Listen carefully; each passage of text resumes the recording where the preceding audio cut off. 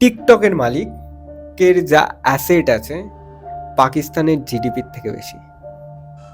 The richest percent of the China, টিকটকের মালিক 24 या maybe 26 according to the Forbes magazine, the richest person।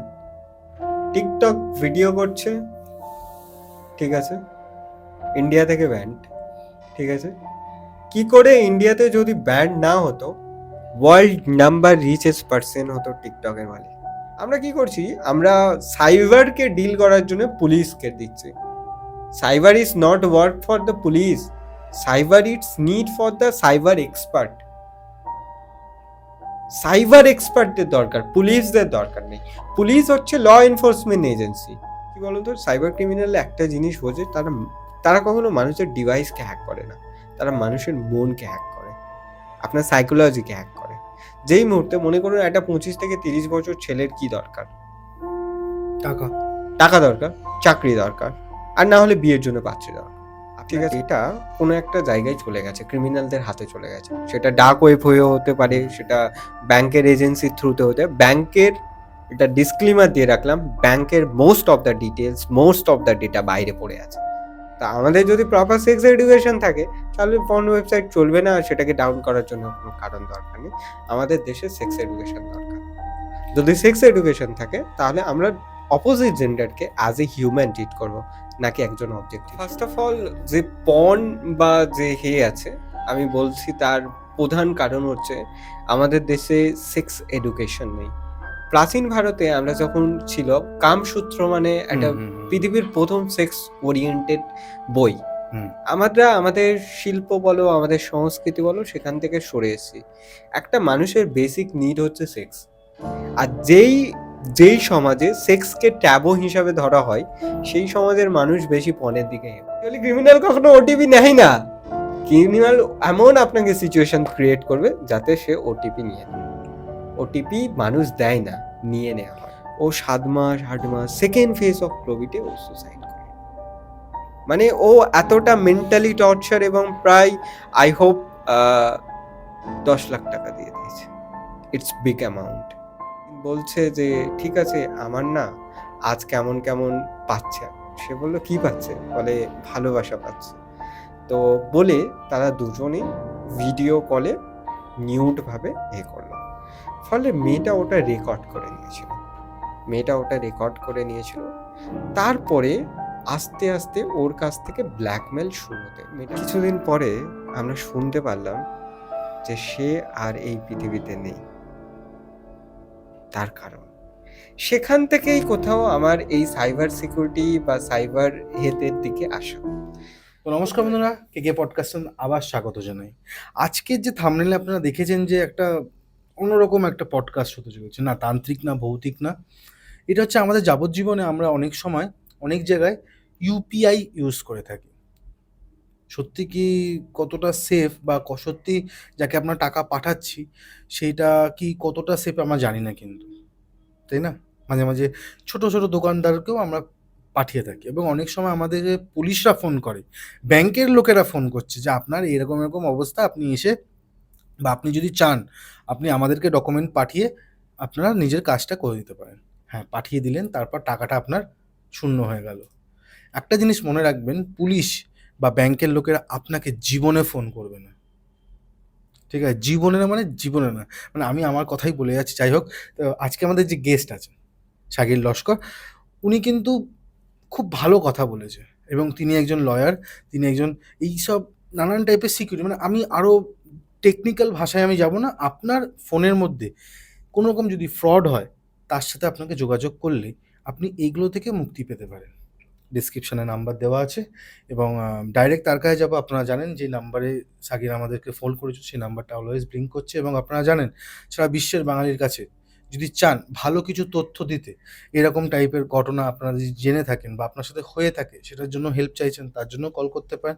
Spiritual guidance চাইছেন, তার জন্য, এবং প্রমোশনাল কোনো রকম চাইছেন, তার জন্য কল করতে পারেন এই নাম্বারে, আর ডাইরেক্ট শাকিল লস্করের কাছে।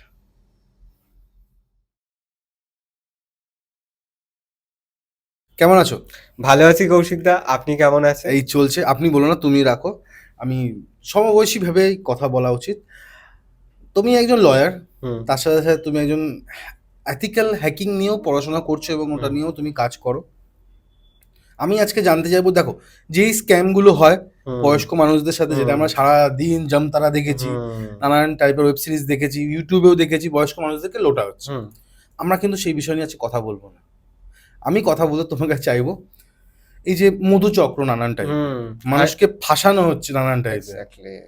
সেটা নিয়ে আমাদের কিন্তু ওভার দ্য ফোন আলোচনা হচ্ছিল। হুম। তো সেটা নিয়ে যদি তুমি কিছু কথা বলো বা রাখো। ফার্স্ট অফ অল যে মধুচক্র বা হানি ট্যাপ, হানি ট্যাপটা মানে এটা তো আগে অনেকভাবেই হতো। হুম। সাপোজলি এই হানি ট্যাপে আমার একটা পার্সোনাল ওপিনিয়ন আছে বা আমার পার্সোনাল একজন খুব কাছের মানুষের তার মৃত্যুর কারণ কিন্তু এই হানি ট্যাপ।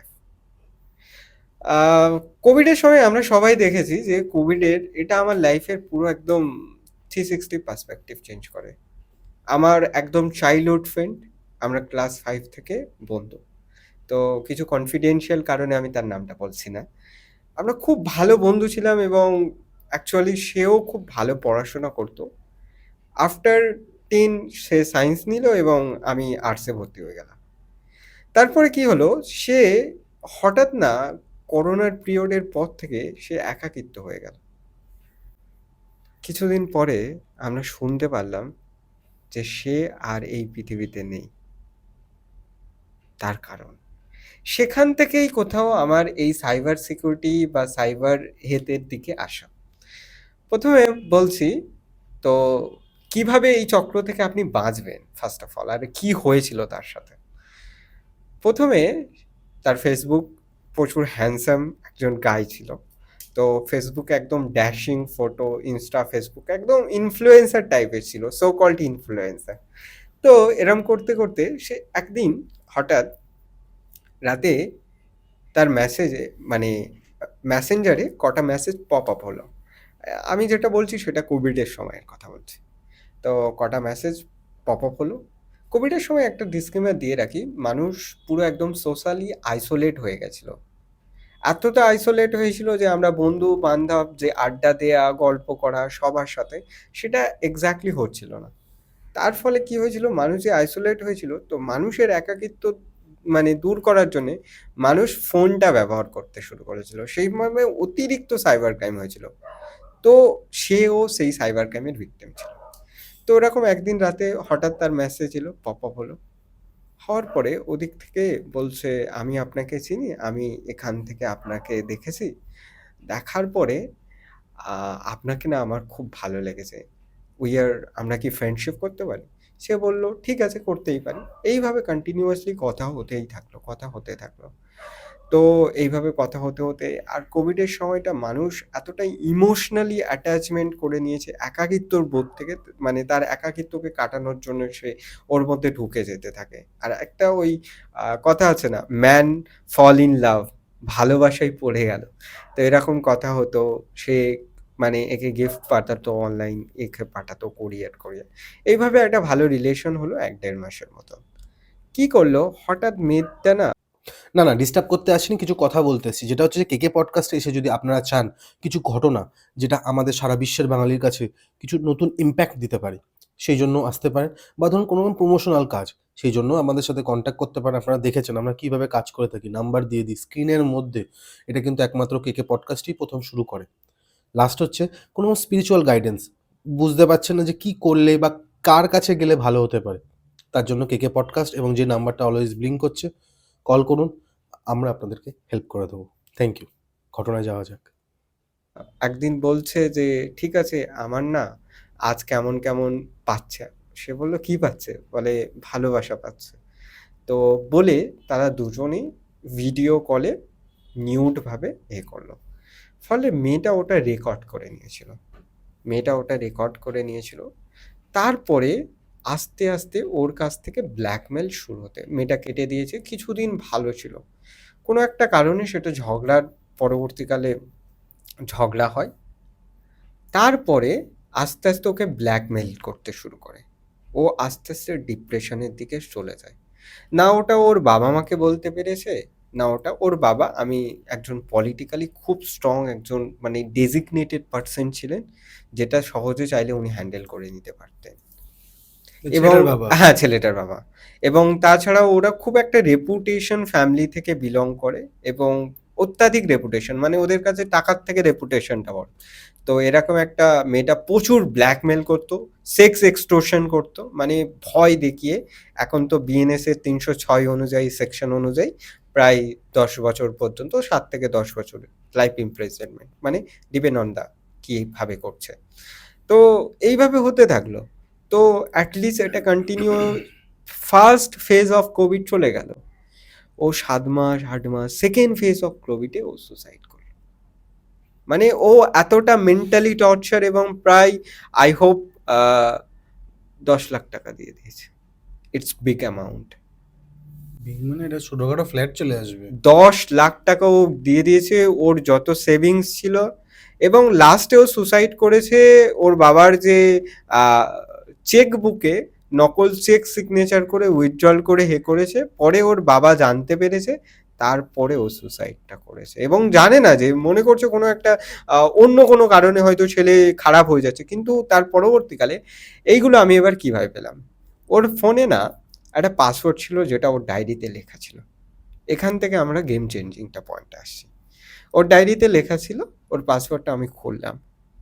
আপনি কোথায় কি করেছেন সব কিছুর জন্য একটা জিনিস যদি আপনার অডিয়েন্সের, আপনার মাধ্যমে আপনার অডিয়েন্সকে বলছি, যে গুগল জিমেলটা হচ্ছে এমন একটা জিনিস, আপনি যদি ফেসবুক ইনস্টা বা যেখানে যা করুন, ওখানে কিন্তু আপনার লগ ইন করতে হবে।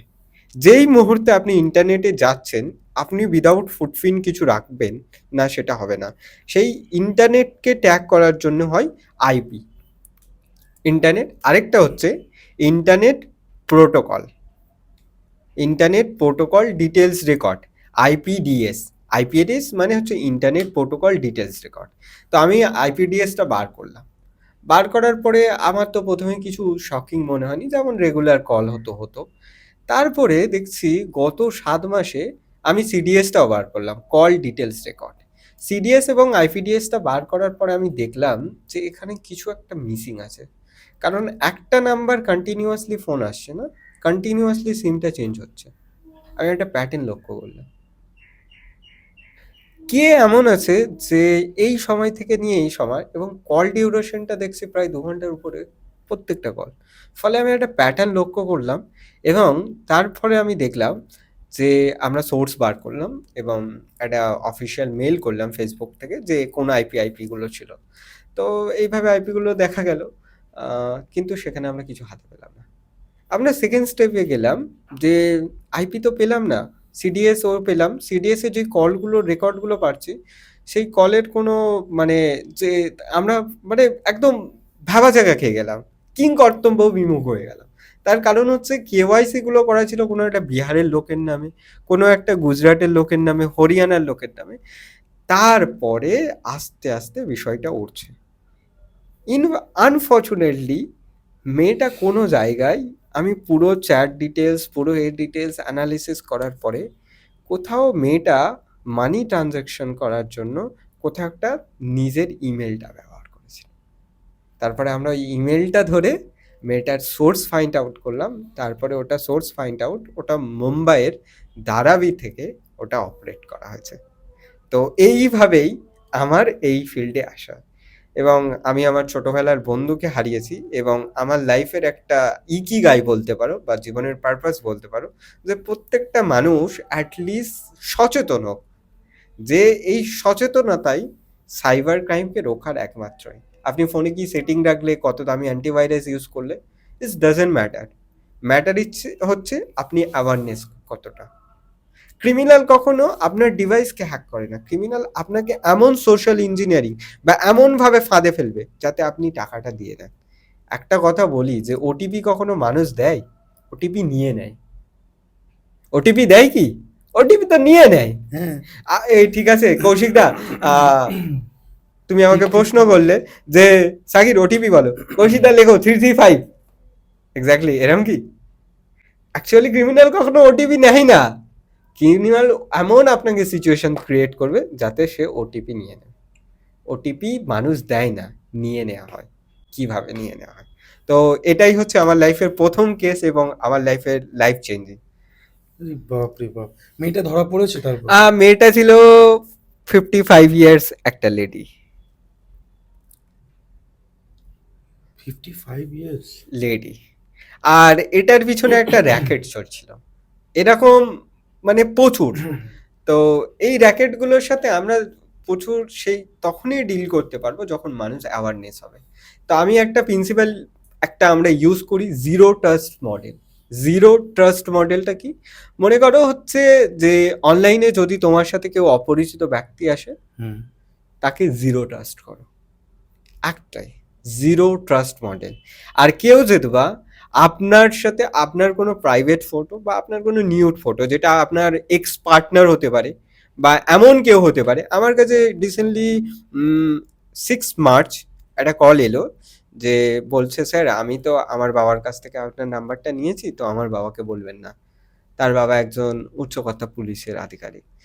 তো বলছে কি হয়েছে? বলে এরকম আমার পার্সোনাল ফটো ছিল, তো আমি আমার গার্লফ্রেন্ডকে দিয়েছি। তো আমার ব্রেকআপ হয়ে যাওয়ার পরে আমার গার্লফ্রেন্ড সেগুলো আমাকে নিয়ে ব্ল্যাকমেল করছে। আমি তাকে বলছি যে জাস্ট একটা জিনিস মনে রাখো, যে যদি কোনো নিউড কন্টেন্ট কোনো social media platform, any social media including Facebook, Insta, what ever, যদি আপলোড করা হয়, সেটা পানিশেবল অফেন্স। এটা আপনার আইডেন্টিটি এবং কনফিডেন্সিয়ালিটিকে বিচ করছে, আর অফসিন ক্রিয়েট করছে, ভালগারিটি ক্রিয়েট করছে। First of all Facebook, Instagram এখন এটা অ্যালাউ করে না। এদের না। অ্যালগোরিদমটা এত স্ট্রং হয়ে গেছে, হুম, এটা অ্যালাউ করে না। এবং আমি এটা দেখছি। তারপরে আমরা বললাম, বলার পরে সে যে পোস্ট করেছিল কিছুক্ষণ থাকে, অ্যাটলিস্ট কিছুক্ষণ থাকে, সেখান থেকে আমরা একটা মেল করলাম, পোস্টটা হটিয়ে দিল ফেসবুক, এবং তারপর তার সাথে লিগ্যাল অ্যাকশন নেওয়া হলো। আর একটা জিনিস আমাদের একটা জিনিস আমরা দেখেছি, আমরা যখনই সাইবার ক্রাইমে ঢুকি, এগুলো তো সবকটাই সাইবার ক্রাইমের আন্ডারে হুম, পড়ছে। আমরা দেখি বেশিরভাগ সময় মেয়েদের যতটা প্রোটেকশন দেওয়া হয় বা হুম, প্রোটেকশন থাকে, হুম, ছেলেদের সেরকমের প্রোটেকশন থাকে হুম, না। হুম, কারণ হচ্ছে যে আমরা যখনই কোনো একটা ছেলের প্যান্ট পরে আছে বা খালি জামায় যদি ছবি হুম, তুলি, হুম, সেটা কিন্তু আমি জানি না এখন চেঞ্জ হয়েছে কিনা, হুম, সাইবার ক্রাইমে কিন্তু এটাকে ক্রাইম বলা হয় না, কারণ হুম, খালি গায়ে যে ছেলে আছে সেটা তুমি দিতেই পারো। কিন্তু মেয়েদের কিন্তু এটা সম্ভব না, হুম, তাই না? তো হুম, মেয়েদের এটা সম্ভব হয়নি। তো আমাদের কি বর্তমানে কি খেয়াল রাখতে হবে যদি একটু তুমি রাখো, যে একটা ছেলে বা একটা মেয়ের, যে তুমি ছোট করে একটা বললে যে নিউড পিকচার্স, হুম, এবার ওরকম হতে পারে অনেক মেয়েরা, যেটা আমরা শুনলে আশা করি খারাপ লাগতে পারে, কিন্তু বাস্তবে অনেকে ক্লিভেজ ছবি পাঠায় হুম, বা আপলোড করে। হুম, ছেলেরা নিজের বডি শেভিং করে বা হুম, বডিতে মাসেল পাওয়ার বা একটা বডি, হুম, এটা তো তার একটা প্রফেশন, একদম, সে একদম, দেখাচ্ছে। একদম, তো এবার না, এটা দুটো জায়গার অনেক রকমের প্রবলেম দেখা যাচ্ছে। হুম, মডেলিং কেউ করছে, হুম, সেটাকে ছবি তুলে হুম, একটা কতগুলো এআই আছে, যেটা গ্রুপ এআই, আমি নাম বলে হ্যাঁ, দিচ্ছি, সেখানে কোনো রকম বাধ্যবাধকতা নেই। একদম, যা চাইছো, মানে ধরুন আমি বলতেও আমার নিজের খারাপ লাগে, কারণ সবাই আমার বোন বা মায়ের বয়সী, আমারও একদম, বাড়িতে এটা একদম, মা আছে। তো আমি এটা খারাপ লাগে, সেই মেয়েটার ছবি বা বোনের ছবি নিয়ে যখনই গ্রুপে বিকিনি আলা চাইছে, তো বিকিনি দিয়ে দিচ্ছে। একদম। এটাকে বলা হয় ডিপ ফেক। ডিপ ফেক মানে মনে তো করো, এটাকে তোমার কাছে আমি এটা জানতে চাইছি, ধরো আমি কারোর করলাম বা হ্যাঁ, কেউ কোনো ছেলে করলো, হ্যাঁ, বা কোনো ছেলে না, আমি ধরুন আমি করলাম, এই হ্যাঁ, ভুলটা করলাম আমি, হ্যাঁ, এই ভুলটার জন্য আমার সাজা কি হবে, হ্যাঁ, এটা থেকে আমি বাঁচবো কি করে, হ্যাঁ। এই দুটো জিনিস যদি দর্শকদের একটু বলো। সাপোজলি দাদা আপনি একটা খুব রেলিভেন্ট টপিক তুলেছে, তার জন্য আপনাকে অশেষ ধন্যবাদ। এই যে কথা আছে যে আপনার কোনো ছবি বা কোনো মেয়ে বা কোনো ছেলের ছবি নিয়ে আমরা এখন আর্টিফিশিয়াল ইন্টেলিজেন্সের সাহায্যে সেটাকে জাস্ট বডি শেভিং বা বিকিনি বলতে পারেন বা এক্সট্রা নিউড করে দিতে পারি, এবং আপনি এআই এর নামও বলেছেন। তো মোদ্দা কথা হচ্ছে এই যে হচ্ছে সেটা আপনার আইডেন্টিটি বিচ হচ্ছে। তো IT act, information technology act 2000 সালে আমাদের এসছে। তার সেকশন 66 সিতে বলা হয়েছে যে যদি কোনো মানুষ কারোর আইডেন্টিটি, এটা হচ্ছে আইডেন্টিটি থেফট বলা হয় বা আইডেন্টিটি বিচ হয়ে যাচ্ছে, যে আপনার উইদাউট পারমিশনে আপনি যদি আমার ছবিকে নিয়ে, তাহলে সেটা আমার মানহানি, ডেফামেশন হয়ে যাচ্ছে, আমার হুম, হুম, সম্মানহানি হয়ে যাচ্ছে। হুম, আর আমাদের মতন দেশে মানুষের সম্মান হচ্ছে মানুষের জীবনের থেকে প্রিয়। একদম। তো ওই জন্য আমাদের আইটি 66 সিতে 3 বছর পর্যন্ত পানিশমেন্ট আছে। আমি মনে করি এটা আরো বেশি বাড়ানো দরকার। আর বাঁচার জন্য একটা এআই আছে, সেটা হচ্ছে স্টপ ন্যাকেড এআই, এরকম এনসিএলআই। স্টপ NCLI ওখানে গিয়ে আপনার ছবিটা যদি আপলোড করেন, ওই রিগার্ডিং যদি কোনো আরও নিউড ফটো কোথাও আপলোড হয়ে থাকে বা ফেক বা ডিফেক্ট আপলোড হয়ে থাকে, তো সেগুলো ওরা মানে রিপোর্ট করে সেখান থেকে সরিয়ে দেবে। একটা তো একটু অন্য টপিকে যাই। একদম একদম। আমাদের এই জব আমি এটা তোমাকে আমি অ্যাজ আ ডেটাবেস হিসাবে বলছি, যদি আমি কোনো জায়গায় ভুল থাকি দর্শকরা আমাকে এটা ঠিক করে দেবে। মাঝে একটা পার্টি আছে, সেই পার্টির মনে হয়েছে যে আমাদের দেশে যে ধর্ষণ হচ্ছে হুম বা কোনো রকম বাজে কাজ হচ্ছে যখন কোনো মেয়ের উপর হয়, তার জন্য দায়ী হচ্ছে পর্ন সাইটস। হুম ওকে, তুমি যদি 2018-17 সালেও দেখো, যদি ডাইরেক্ট আমি গুগলে গিয়ে যদি কোনো রকম পর্ন সাইট লিখতাম, হুম সঙ্গে সঙ্গে সেটা খুলে যেত। হুম হুম কিন্তু বর্তমানে সেটা হয় না, সেটার জন্য একটা আমাদের ইন্ডিয়ান জুগাড় হয়ে গেছে VPN। হুম জানো, এই তো তুমি অবগত। ভার্চুয়াল পার্সোনাল হ্যাঁ, নেটওয়ার্ক। নেটওয়ার্ক। তোমার কি মনে হয়, দুটো আমি এখানে প্রশ্ন হুম করব, যে পর্ন আটকানোর ফলে হুম মানুষের কি ধর্ষণ বা এরকম অত্যাচার করা মেয়েদের, বাচ্চাদের, যে মেয়েদের উপর বলছি, যেটা হুম কমে গেছে কি? হুম আর যদি কমে যাওয়াই থাকে, হুম তাহলে আমি এখনো কেন সেটা অ্যাক্সেস পেয়ে যাচ্ছি? হুম মানে আমাদের ভারত সরকার কেন VPN গুলো বন্ধ করছে না? হুম এই জিনিসটা আমি জানতে চাইছি। ফার্স্ট অফ অল, যে পর্ন বা যে আছে, আমি বলছি তার প্রধান কারণ হচ্ছে আমাদের দেশে সেক্স এডুকেশন নেই। প্রাচীন ভারতে আমরা যখন ছিল, কামসূত্র মানে হুম, একটা হুম, হুম, পৃথিবীর প্রথম সেক্স ওরিয়েন্টেড বই। হুম, আমরা আমাদের শিল্প বলো, আমাদের সংস্কৃতি বলো, সেখান থেকে সরে এসেছি। একটা মানুষের বেসিক নিড হচ্ছে সেক্স। আর যেই যেই সমাজে সেক্সকে ট্যাবু হিসাবে ধরা হয়, সেই সমাজের মানুষ বেশি পণের দিকে করে। এটা এটা বাস্তব। হুম, হুম, আমি হুম, কোনো সুগার কোট করছি না। দেখো, একটা মানুষের কিছু ডিজায়ার থাকে। As the age of the puberty, সে 14-র পর থেকে তার মধ্যে সেক্সুয়াল ওরিয়েন্টেশন, সে কিভাবে ফিল করবে? তার জন্য তো তাকে সেক্স এডুকেশন দরকার। আর যেখানে সেক্স এডুকেশন আছে সেখানে রেপের সংখ্যা কম। তো একমাত্র পর্ন সাইটকে ব্যান করার থেকে আগে আমাদের সেক্স এডুকেশন দরকার। উইদাউট সেক্স এডুকেশন, সেক্সটা কিন্তু খারাপ কিছু নয়। উইদাউট এটা আমাদের প্রযোজনের একটা মাধ্যম। আমাদের পরবর্তী প্রজন্ম যেভাবে আমরা তাদেরকে সুরক্ষিত রাখতে পারি এবং পৃথিবী চলবে। উইদাউট সেক্স পৃথিবী তো পরবর্তী বংশ প্রজন্ম তো হবে না। একদমই তাহলে না। সেক্সকে বাজে না বলে সেক্স এডুকেশনটা দেওয়া উচিত। পর্নকে মানুষ তখনই ডিনাই করতে পারবে। দেখো, অ্যাকচুয়ালি একটা রিসার্চ হয়েছিল। পৃথিবীর the one of the greatest, যিনি the father of the psychologist, ওনার একটা মানে ছিলেন। আই হোপ আমি ওনার নামটা ভুলে যাচ্ছি। উনি একজন মহিলা ছিলেন। তো উনি বলছেন যে ওই মহিলা মানে সিগমন্ড ফ্রয়েডের স্কলার ছিলেন উনি, the father of the psychologist Sigmund Freud. তো উনি সেক্স নিয়ে অনেক গবেষণা করেছেন এবং ওনার যে স্টুডেন্ট ছিল, যে মানুষের মধ্যে কোথাও, ছেলেদের মধ্যে কোথাও না, ছেলেরা ঠিকভাবে কারোর সাথে কানেক্ট হতে পারে না। প্রথমত একটা সময় পরে যখন সে একটু বড় হয়, তখন সে তার মার থেকে একটু দূরে সরে যায়। তারপরে তার বাবার সাথে ম্যাক্সিমাম ছেলের কোনো ভালো সম্পর্ক নেই। ফলে তার মধ্যে যে চেঞ্জেস গুলো আসছে, সে কিভাবে ডিল করবে? সে এমন জায়গা থেকে সোর্স, এবং চেঞ্জ আসছে, আরো ৫ জনকে নিয়ে বসলো, তাদের মধ্যেও কিছু নেই। তারা ভুলভাল কিছু ইনফরমেশন নিয়েছে। চলো, প্রথম যখন একটা ছেলে যখন ১২-১৩ বছর প্রথম পর্ন ওয়েবসাইটে যায়, সে কিউরিওসিটির জন্য যায়। What is a sex? তা আমাদের যদি প্রপার সেক্স এডুকেশন থাকে, তাহলে পর্ন ওয়েবসাইট চলবে না, আর সেটাকে ডাউন করার জন্য কোনো কারণ দরকার নেই। আমাদের দেশে সেক্স এডুকেশন দরকার। যদি সেক্স এডুকেশন থাকে, তাহলে আমরা অপোজিট জেন্ডারকে অ্যাজ এ হিউম্যান ট্রিট করবো, নাকি একজন অবজেক্ট হিসেবে।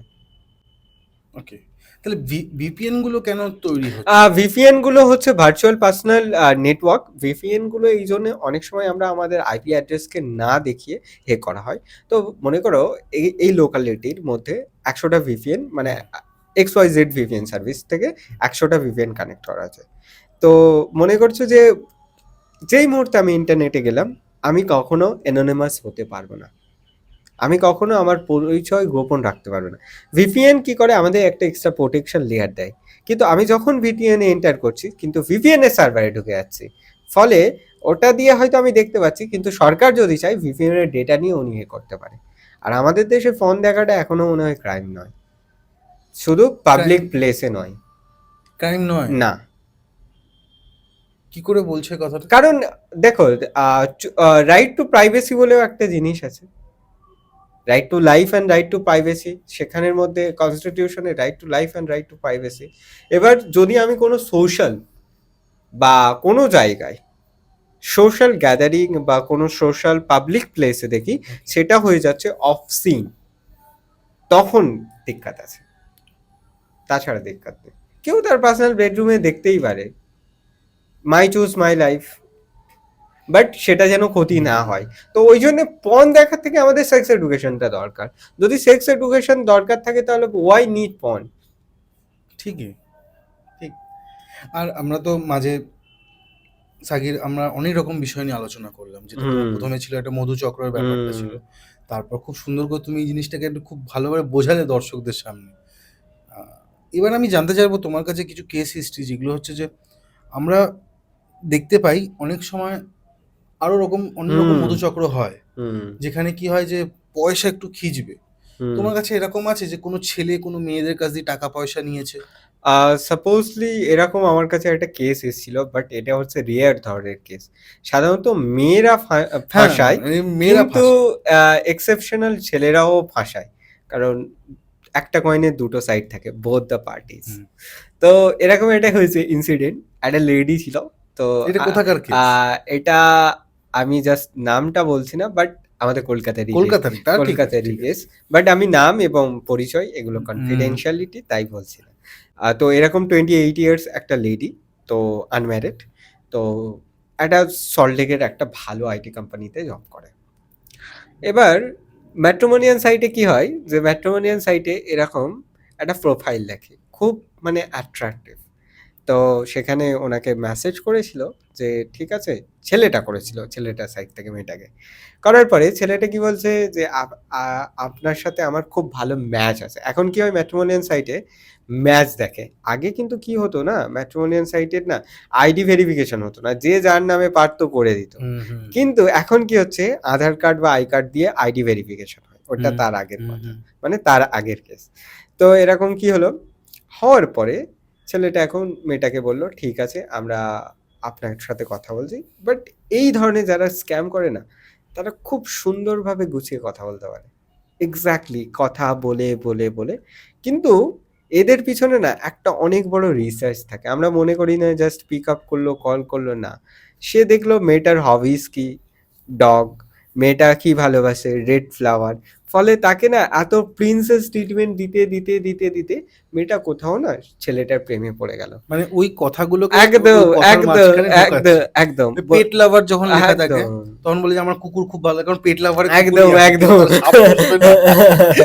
এক্স্যাক্টলি।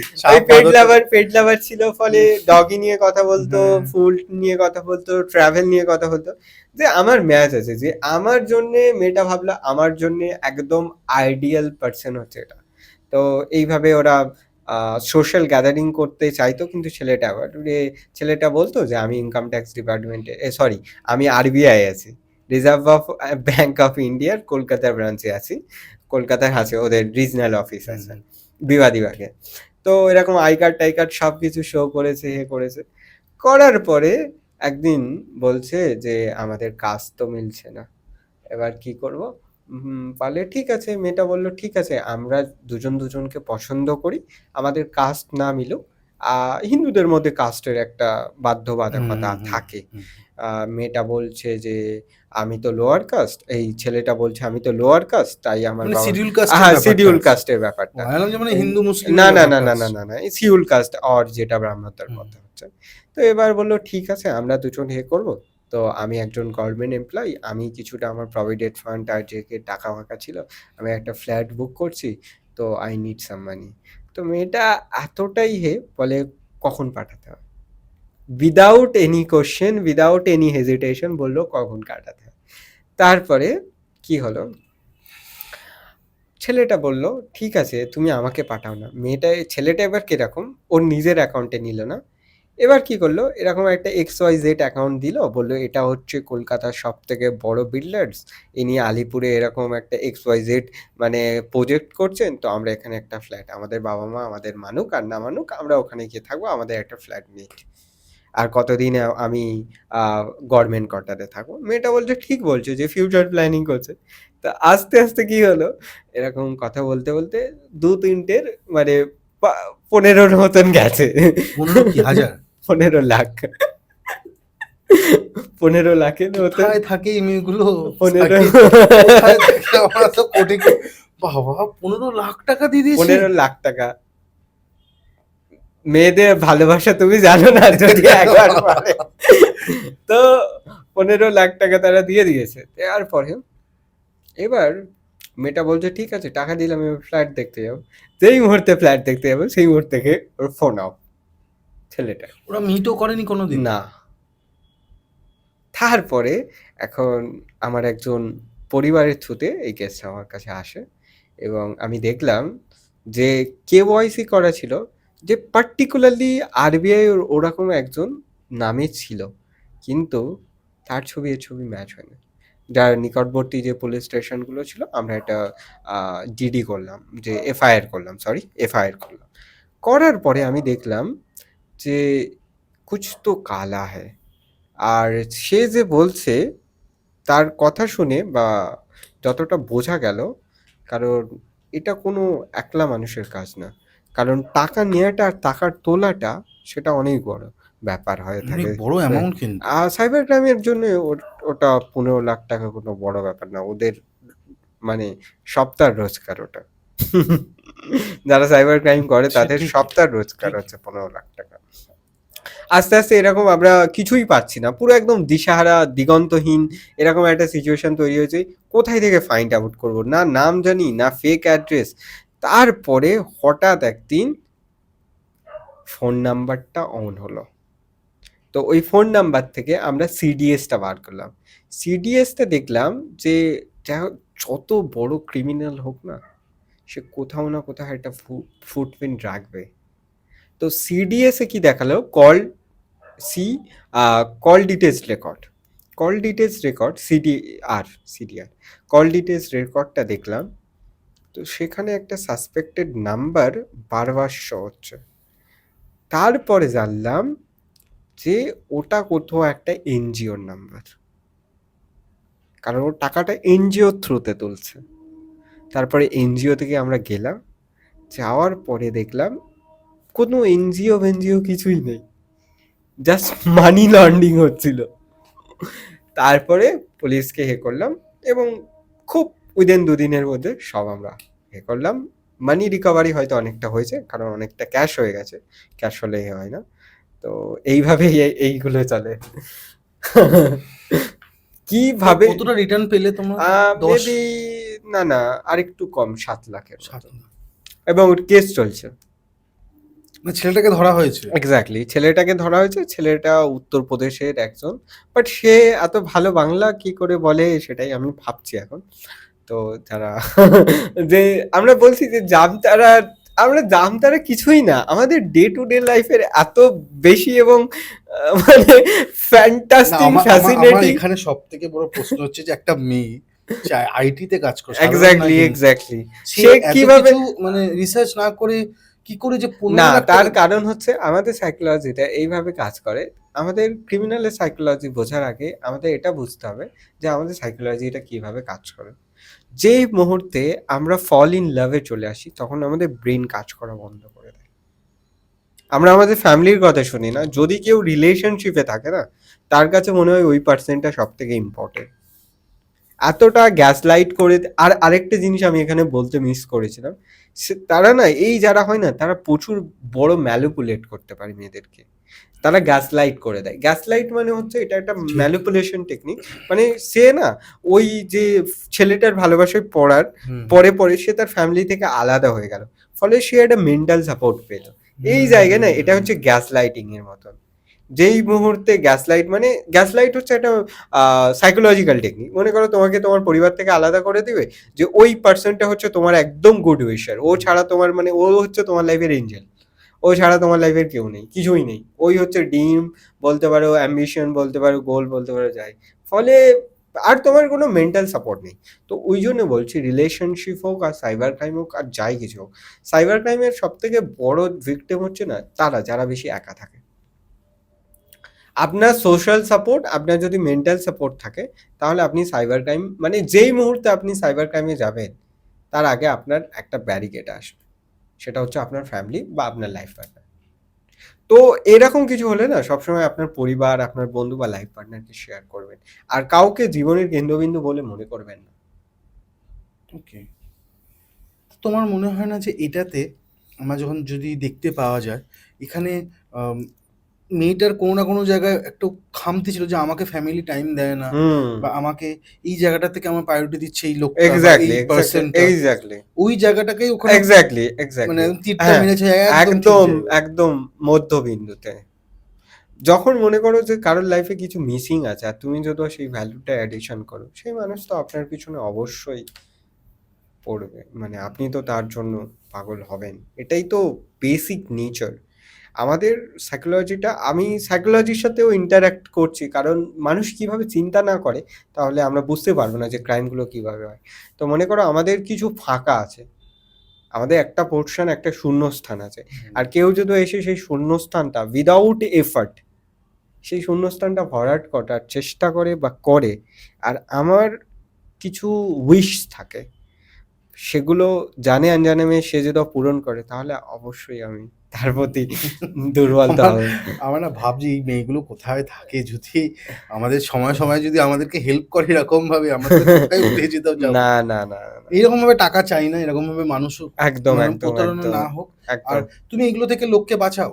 হ্যাঁ, এগুলো থেকে আমি লোককে বাঁচাই এই জন্যে, সাইবার ক্রাইম হওয়ার পর আমি বলছি যদি সে আমাকে ফোন করে, তাহলে যদি টাকাটা ক্যাশ না হয়ে যায়, সে তার ফুল রিফান্ড পাবে।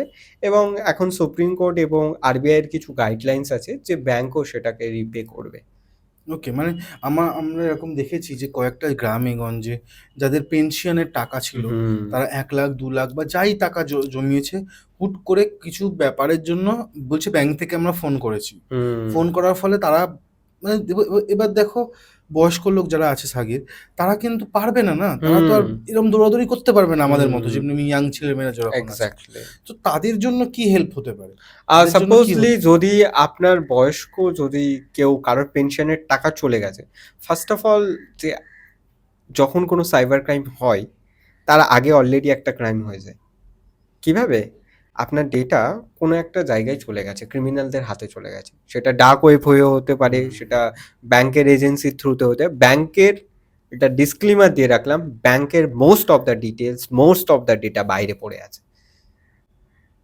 তো কি হলো? মনে করো আমি একজন ক্রিমিনাল যদি কারোর সাথে ফ্রড করার চেষ্টা করি, ফার্স্ট অফ অল আমি ব্যাংকের অ্যাকাউন্ট নেবো, তার পেনশন নাম্বার নেবো, কারণ প্রত্যেকের একটা পেনশন নাম্বার, পিএফ নাম্বার থাকে। হুম, হুম, হুম, হুম? হুম। ইউনিভার্সাল অ্যাকাউন্ট একটা পিএফ এর জন্য থাকে, তারপরে তার অ্যাকাউন্ট, তার ডিটেইলস, সে কোথায় থাকে সবকিছু।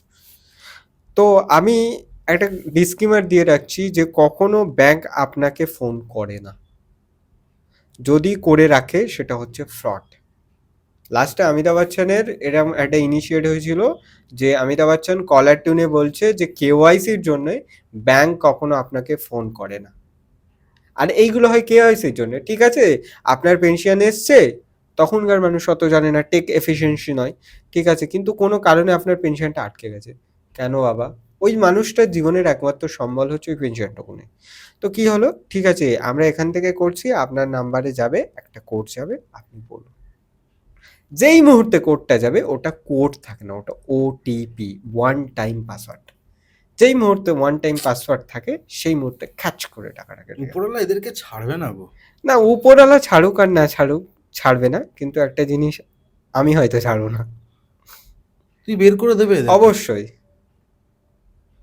1930 বলে একটা গভর্নমেন্টের ইনিশিয়েট আছে, আর www। গভর্নমেন্টের উপর বিশ্বাস নেই গো। না, সত্যি কথা বলছি, কারণ এত পরিমাণে আমাদের কলকাতা শহরে যেভাবে স্ক্যাম চলে, বা আমাদের এখানে যেভাবে স্ক্যামের যে একটা আড্ডা বসেছে না, হুম, বিদেশিরা এখানে হুম, বলছে যে আপনাদের এখানে কলকাতা পুলিশকে ফোন করে বলছে, হুম। নানান টাইপের সরকারকে বলা হচ্ছে, কিন্তু তারা কোনো পদক্ষেপ নেয় না। আহ, না, এটা আমি আপনার সাথে একমত হতে দেখো, পারলাম না। আমি কেন বলছি, কারণ হুম, তুমি একটা লয়ার, হুম, তুমি তোমার একটা পারিশ্রমিক নিচ্ছ। হুম, নিচ্ছ কেন? যাতে হুম, তুমি কাজটা করো। এক্স্যাক্টলি। আমরা যদি পুলিশকে বলি, পুলিশরা হুম। কিন্তু পারিশ্রমিক পাচ্ছে আমাদের হুম। ট্যাক্সের টাকা দিয়ে, এক্স্যাক্টলি। কিন্তু তারা উল্টোভাবে টাকাটা আর পাচ্ছে না, হুম। যেটা তোমরা পাচ্ছ, হুম। তাই না? তা আমি না আমি আমি এত তো কেস দেখি, এত তো লোক বলে। আমার কিছুদিন আগে আমার একটা আত্মীয় আছেন, আমার পুরোনো বাড়ির কাছে, অনেকেই স্ক্যাম করে। আমার হুম। অনেক বন্ধুরা বা যারা স্ক্যাম করে টাকা রোজগার করে, তাদের সাথে আমার এখন সেরকমভাবে ওঠা বসা নেই। তাই নাকি? হ্যাঁ, আছে, ছিল। সত্যি বলছি ছিল। আমার ভাইও ও! ক্যামেরার পেছনে, সেও জানে। তারা বাড়ি কিনেছে কিনা জানি না, কিন্তু ভালো BMW বাইক কিনে নিয়েছে। হুম। আম ট্রিপে যাচ্ছে, 5 স্টার হোটেলে ছিল, সুইমিং পুলে ছিল, ভালোই একদম। আমি ল্যাভিশ লাইফস্টাইল। ল্যাভিশ লাইফস্টাইল, মানে ওরকম লাইফস্টাইল কিছু না। আমি পারিনি। হুম। আমি সত্যি বলছি, আমি পারিনি, এবং আমি দেখেছি, আমি দেখে ভাবতাম যে আমিও যদি করতে পারতাম। কারণ আমি ইংলিশটা সেরকম বলতে পারি না। আমি বাংলা হুম। মিডিয়াম, পাতি বাংলা মিডিয়াম। কিন্তু আমি কিছুদিন আগে যার কথা বলছি, সে রোজগার করেছে ১ মাসে বা না, ৬ মাসে বলবো ৫ কোটি টাকা রোজগার হুম। করেছে। ৫ কোটি টাকা। ইয়েস। ঠিক আছে? পুলিশকে দিয়েছে ৩ লাখ টাকা। হুম। পুলিশ ছেড়ে দিয়েছে। হুম। তো আমি তোমার কাছে এটা জানতে চাইছি, যে এইটা এখানে কার দোষ? এখানে কি মানে পুলিশ কি খুব ভালো করলো? পুলিশের তো ৩ লাখ টাকা ভালো। পেয়ে গিয়ে আমি বেঁচে গেলাম। হুম। কি এই যে জিনিসটা হলো ৫ কোটি টাকা, ৫ কোটি টাকার মধ্যে ৩ লাখ টাকা নস্যি ওটা। হুম। এই যে জিনিসটা হচ্ছে, এই জিনিসটার জন্য কি আমাদের সরকার বা আমাদের রাজ্য সরকার বা আমাদের পশ্চিমবঙ্গ, কোনো ভারতবর্ষ সরকার এটা কি কোনো রকম পদক্ষেপ নেয় না? সাপোজলি একটা কেস বলি যে সরি হুম। সাপোজলি যে তুমি খুব ভালো একটা ইনিশিয়েট নিয়েছো। সাপোজলি তুমি খুব ভালো একটা ইনিশিয়েটের কথা বলছো। হ্যাঁ, গভর্নমেন্ট দেখো গভর্নমেন্টের একটা লিমিটেশন আছে। তার জন্য গভর্নমেন্ট কি করে? গভর্নমেন্ট প্রত্যেকটা মানুষকে অ্যাওয়্যার করার চেষ্টা করে। সেই অ্যাওয়ারনেস যদি মানুষের মধ্যে থাকে তাহলে সাইবার ক্রাইম যে করে আর যে ভিকটিম হয় সে ৩টে কারণে ভিকটিম হয়। ফার্স্ট হচ্ছে তার অধৈর্য, সে ফটাফট লিঙ্কে ক্লিক করে দিল, এ করে দিল। সেকেন্ড হচ্ছে লোভ, তোমাকে আমি একটা চাকরির অফার দিলাম 30,000 ওয়ার্ক ফ্রম হোম, তাহলে you are eligible because you are complete you are pass out graduation or the something, enroll some course, আপনি অনেক ভালো ডিগ্রি নিয়ে আছেন বাট স্টিল আনএমপ্লয়মেন্ট। যেই মুহূর্তে আমি আপনাকে টোপটা দিলাম আপনি খেয়ে নিলেন। তাহলে কোথাও না যারা সাইবার ক্রিমিনাল আছে আর যারা সাইবার ভিকটিম আছে দুজনেই না, না একটা জিনিস কি বলতো, সাইবার ক্রিমিনাল একটা জিনিস বোঝে, তারা তারা কখনো মানুষের ডিভাইসকে হ্যাক করে না, তারা মানুষের মনকে হ্যাক করে, আপনার সাইকোলজিকে হ্যাক করে। যেই মুহূর্তে মনে করুন একটা 25 থেকে 30 বছর ছেলের কি দরকার? টাকা। টাকা দরকার, চাকরি দরকার, আর না হলে বিয়ের জন্য পাত্রী দরকার। ঠিক আছে? 40 থেকে 50 বছর লোকেদের কি দরকার? সেভিংস দরকার, ইনভেস্টমেন্ট দরকার। আর 80 থেকে 90 এই শান্তি। 60 থেকে 80 শান্তি। শান্তি, মেডিসিন, হুম। আর বাচ্চাদের 12 থেকে গেম। তাহলে যারা সাইবার ভিকটিম হচ্ছে তারা কোথাও না, আমরা সাইবার ক্রাইম হওয়ার আগে কোনো একটা ক্রাইম হয়ে যাচ্ছে, আমরা তাদেরকে হিন্ট দিচ্ছি যে আমাদের সাথে সাইবার ক্রাইম করো। তারপরে আসছে পুলিশের রোল। যারা সাধারণত পুলিশ হয় তারা সাধারণত কি হয়, তারা অতটা টেক এফিসিয়েন্সি নয়। আমাদের ডেভেলপমেন্টের প্রয়োজন আছে, আমি আপনার সাথে এখানে অ্যাগ্রি কি আমাদের যে গভর্নমেন্ট আছে, যেটা আমরা বিদেশের যে কাজগুলো হয় এতটা ভাস্ট, ওরা এতটা মানে ফাস্ট, কোনো জিনিস হলো ফটাফট, ওদের সবসময় স্পেশালিস্ট চাই। আমরা কি করছি, আমরা সাইবারকে ডিল করার জন্য পুলিশকে দিচ্ছি। Cyber is not work for the police, cyber it's need for the cyber expert. Cyber এক্সপার্টদের দরকার, পুলিশদের দরকার নেই। পুলিশ হচ্ছে law enforcement agency, not this type of, মানে সেটাকে তাদের জন্য নয়। ফলে এখানে গভর্নমেন্টেরও একটা নেগলিজেন্স আছে। এখন কি হচ্ছে, পুলিশদেরকে টেকনিক দিয়ে বা দিয়ে মানে তাদেরকে ট্রেনিং দিয়ে এরকম করা হচ্ছে। কতটা দেবে, কতক্ষণ দেবে? একটা যে সাইবার এক্সপার্ট, তার যে নলেজ, তার যে উইজডম, তার যে ট্রিক বা তার যে ক্যাপাবিলিটি, যেটাকে সাইবার, দেখো চোরকে ধরতে গেলে চোরের মতন ভাবতে হবে, সাইবার ক্রিমিনালদেরকে ধরতে গেলে সাইবার ক্রিমিনালদের মতন ভাবতে হবে। তারা কি কি টুলস ইউজ করছে, তারা কিভাবে হ্যাক করছে। আমাদের শুধু সাইবার কি এক্সপার্ট নয়, অলসো দ্য সাইকোলজিস্ট এক্সপার্ট ধরা দরকার। সেটা তো ল্যাক আছে। তাহলে আমাদের পুলিশ কি করবে? পুলিশ ইনভেস্টিগেশন করবে, হুম তার বেশি কিছু করতে পারবে না। না তাহলে সেখানে সাইবার এক্সপার্টদের সংখ্যা যদি দেখা যায়, তাহলে সেটা তো অনেক কম। We are need every government. আমি প্রতিদিন মনে হয় অনেককেই বলি যে আমাদের ডেটা প্রোটেকশন অ্যাক্ট এসছে, কিন্তু ডেটা প্রোটেকশন এনফোর্সমেন্ট এজেন্সি নেই।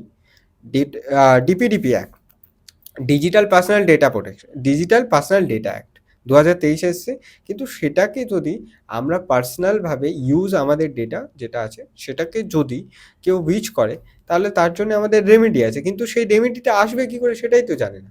সেটাকে মানে ইনভেস্টিগেশন করার জন্য যে প্রপার থ্রু বা প্রপার গাইডলাইন্স বা মেশিনারি দরকার, সেটা তো আমাদের দেশে নেই। আপনি একদম ঠিক বলেছেন, যে মাত্রায় মেশিনারি থাকা দরকার। 2023-24 মানে সংসদ অধিবেশনে 3,000 কোটি টাকা সাইবার ফ্রড হয়েছে। NCP portal, national cyber crime report পোর্টালে 22,000 কোটি টাকা রিপোর্ট হয়েছে, 22,000 ফাইন্যান্সিয়াল ফ্রড। আর যেগুলো রিপোর্ট না হয়েছে এক্সপার্টদের মতে 3 লাখ কোটি টাকা, 3 লাখ কোটি টাকা। The huge amount. এই টাকাগুলো ড্রেন হয়ে যাচ্ছে, বিদেশে চলে যাচ্ছে। তো এখানে যে আমরা যে ল এনফোর্সমেন্ট এজেন্সি আছে, সেখানে তো অবশ্যই নেগলিজেন্স আছে। আর সাইবার ক্রিমিনাল যারা আছে, সেখানে একটা ডিফল্ট আছে আমাদের জন্য না, সাইবার ক্রিমিনালের জন্য ভালো কোনো অ্যাক্ট নেই। শুধু দুটো অ্যাক্ট আছে, একটা হচ্ছে বিএনএস ভারতীয় ন্যায় সংহিতা, আরেকটা হচ্ছে IT act, information technology act 2000। তো ওর একটা সেকশন আছে, ওটা আইডেন্টিটি বিচ 3 বছর পর্যন্ত পানিশমেন্ট, বেলেবল অফেন্স, বেল পেয়ে যাবে। নন বেলেবল অফেন্স, বেল পেয়ে যাচ্ছে। তো এখানে আমাদের লকে স্টিক হতে হবে। তো তোমার মনে হয় না এটা একটা ভালোটা হেলদি বিজনেস? কি সাইবার? হ্যাঁ সাইবার ক্রাইম কখনোই হেলদি বিজনেস হতে পারে কি? আহ, আমি পুলিশ, হুম তুমি সাইবার ক্রাইম করছো, হুম তুমি আমাকে যদি 10 লাখ টাকা দাও হুম 1 বছরের জন্য, হুম আমি তোমাকে কিছু ডিস্টার্ব করবো না। হুম এটা তো হয়। আমি জামতারা আগে 1 নম্বর ছিল, কিন্তু একটা নিউজ দিয়ে রাখি, জামতারা এখন টপ 10-এর মধ্যে আসে না সাইবার ক্রাইমে। এখন নু বলে হরিয়ানার একটা জায়গা আছে, সেখানে আসে। তো অবশ্যই একটা ভিতরের ইনস্টিং থাকে।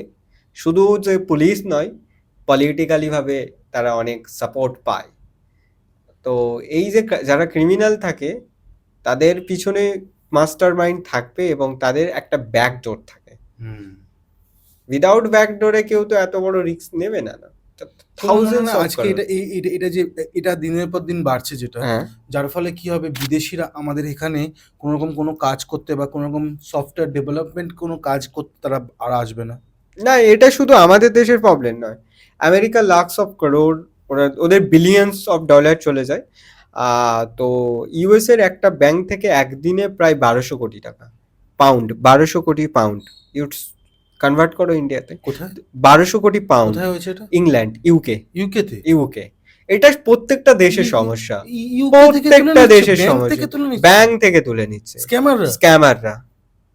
তো মানে হ্যাকিং এর একটা এত পাওয়ারফুল না হলে একটা এক্স্যাক্টলি, ব্যাংক থেকে টাকা তোলা এক্স্যাক্টলি। কসমস ব্যাংক 90 কোটি টাকা, মহারাষ্ট্র কোঅপারেটিভ ব্যাংক পুরো সার্ভার ডাউন করে নিয়েছে, গ্লিচ করে।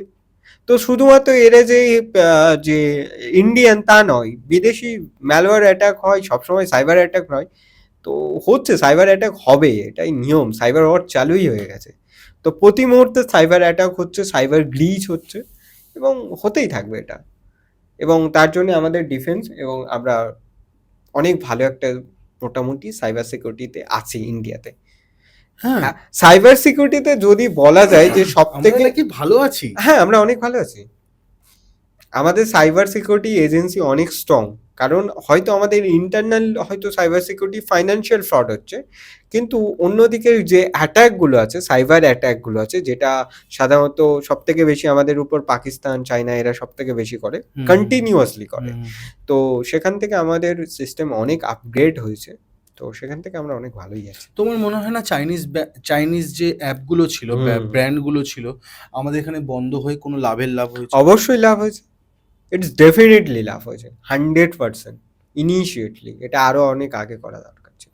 তার কারণ আমি তথ্য বা ডেটা দিয়ে কথা বলতে ভালোবাসি। মনে করো চাইনিজ অ্যাপ, একটা অ্যাপ ছিল চাইনিজ অ্যাপ, টিকটক নাম শুনেছেন তো? কি করতো সে? ভিডিও বানাতো, ভিডিওতে নানান টাইপের জিনিস দেখতাম, আমরা মজা পেতাম, সময় তো বেরিয়ে যেত, মানে টাক টাক করে উপরে করছি। শর্টস স্ক্রোলিং ভিডিও, হ্যাঁ, ওখান দিয়ে কিন্তু শর্টস এসছে। ঠিক আছে? তো শর্টস ভিডিও প্রথম টিকটক করেছে। টিকটকের মতন কি সেই সময় আর কোনো অ্যাপ ছিল না? না, কে বলেছে? না, টিকটকের সময় যখন ও এসছিল তখন কেউ ছিল না। তারপরে তো হয়েছে। তারপরে আস্তে আস্তে আস্তে অনেকগুলো হয়েছে, অনেক অনেক। এখন তো ইনস্টাগ্রাম, ফেসবুক তো সব ওটারই একটা, মানে কি বলবো, মানে ওখান থেকেই ওই জিনিসটা নেওয়া। শর্টসের কথা বলছি না, আমি বলছি টিকটক যেরকম কাট করে, মানে ক্রিস্পি যে কন্টেন্ট তৈরি করে, সেরকম মানে ছোট ছোট ভিডিও, সেরকম অনেক অনেক আসছে, অ্যাপ তৈরি হয়। অনেক এসছে, অনেক। টিকটকের মালিকের যা অ্যাসেট আছে পাকিস্তানের জিডিপির থেকে বেশি। The richest percent of the China, টিকটকের মালিক। 24 या maybe 26 according to the Forbes magazine, the richest person। TikTok video করছে, ঠিক আছে, ইন্ডিয়া থেকে ব্যান্ড, ঠিক আছে। কি করে ইন্ডিয়াতে যদি ব্যান্ড না হতো, ওয়ার্ল্ড নাম্বার রিচেস্ট পার্সন হতো টিকটকের মালিক। টিকটক কি এরোপ্লেন বানায়? সফটওয়্যার, তেল, না। Cement, mobile. আমাদের আনন্দ মাহিন্দার নাম জানেন? হ্যাঁ। আনন্দ মাহিন্দার কত কোম্পানি আছে? Software, tech Mahindra, Mahindra Kotak bank, তারপরে রিয়েল স্টেট, ফাইন্যান্স। মাহিন্দার গ্রুপের যিনি আছেন, আনন্দ মাহিন্দার ব্যক্তিগত যে মাহিন্দার গাড়ি কত ভালো, তো ওনার ব্যক্তিগত 6 to 7 বিলিয়ন আছে। টিকটক সামান্য ভিডিও তৈরি করে সেকেন্ড মেবি কত 400 সামথিং, 480 সামথিং বিলিয়ন ডলার। কি বিক্রি করছে সে? সময় বিক্রি করছে বলতে গেলে। Data. Data. Your data is more valuable than you। কাকে বিক্রি করছে? যাকে পারছে তাকে বিক্রি করছে। যে ওকে টাকা দিচ্ছে, যে দেশ সে যে দিচ্ছে। টাকা দিচ্ছে, দেখো এইটা কিরকম ভাবে চলে। তো টিকটক তো আমেরিকাতেও চলছে। হ্যাঁ, তো আমেরিকা ওর উপর ল অ্যান্ড এনফোর্সমেন্ট এজেন্সি দিয়ে পেনাল্টি লাগাচ্ছে। একটা কথা বলি, দেখো বিষয়টা এরকম দাঁড়াচ্ছে, টিকটক হুম। চায়নার, হুম। সেই ইন্ডিয়া থেকে ডেটা নিচ্ছে, চায়নাকে পাঠাচ্ছে। হ্যাঁ, ঠিক। তুমি কতক্ষণ টিকটকে স্ক্রোল করলো, তোমার কিভাবে ভিডিও দেখতে পছন্দ, ওখানে সব রকমের কন্টেন্ট, ঠিক আছে। এটা দিয়ে চায়নার মানুষ একটা, তো মানে চায়নার গভর্নমেন্ট যদি কোনোভাবে কোনো ম্যালওয়্যার ওই টিকটকের মধ্যে ডাউন পাঠায়, তাহলে আমাদের ফোনগুলোর ডিটেলস তো তারা পেয়ে যাবে। যেই ফোনে আমি টিকটক রাখছি সেই ফোনে আমি গুগল পে রাখছি, যেই ফোনে আমি টিকটক রাখছি সেই ফোনে আমি নেট ব্যাংকিং করছি। ফলে তারা কুকিজ বা রিমোটলি অপারেট করে তো স্ক্রিন রেকর্ডিং হিসাবে তো দেখাই যেতে পারে। শুধুমাত্র এই পৃথিবীতে চায়নার ডেটা কারোর কাছে নেই। প্রত্যেকটা দেশের ডেটা প্রত্যেকটা দেশের কোনো না কোনো জায়গায় ডোমেনে পড়ে আছে। কিন্তু চায়না হচ্ছে এমন একটা দেশ যার ডেটা পৃথিবীর কোনো দেশের কাছে নেই। অ্যামেজিং! কিভাবে? কারণ না চায়নাতে ফেসবুক চলে, না চায়নাতে গুগল চলে, না চায়নাতে হোয়াটসঅ্যাপ চলে। ওরা নিজেদের সোশ্যাল মানে নিজেদের একটা নেট ইকোসিস্টেম তৈরি করেছে। উইচ্যাট চলে, ওদের নিজেদের অ্যাপ চলে ইনস্টাগ্রামের মতো। তো ওদের ডেটা কোথাও যায় না। মনে করো পৃথিবীর মধ্যে টপ টপ পৃথিবীর মধ্যে যে টপ টেক, মানে পৃথিবী যারা এখন বিলিয়নিয়ার, সব টেক বিলিয়নিয়ার। তো টেক বিলিয়নিয়ার কারা আছে? ফেসবুক আছে, ইনস্টাগ্রাম, ফেসবুক, হোয়াটসঅ্যাপের মালিক একজন মেটা, ইলন মাস্ক।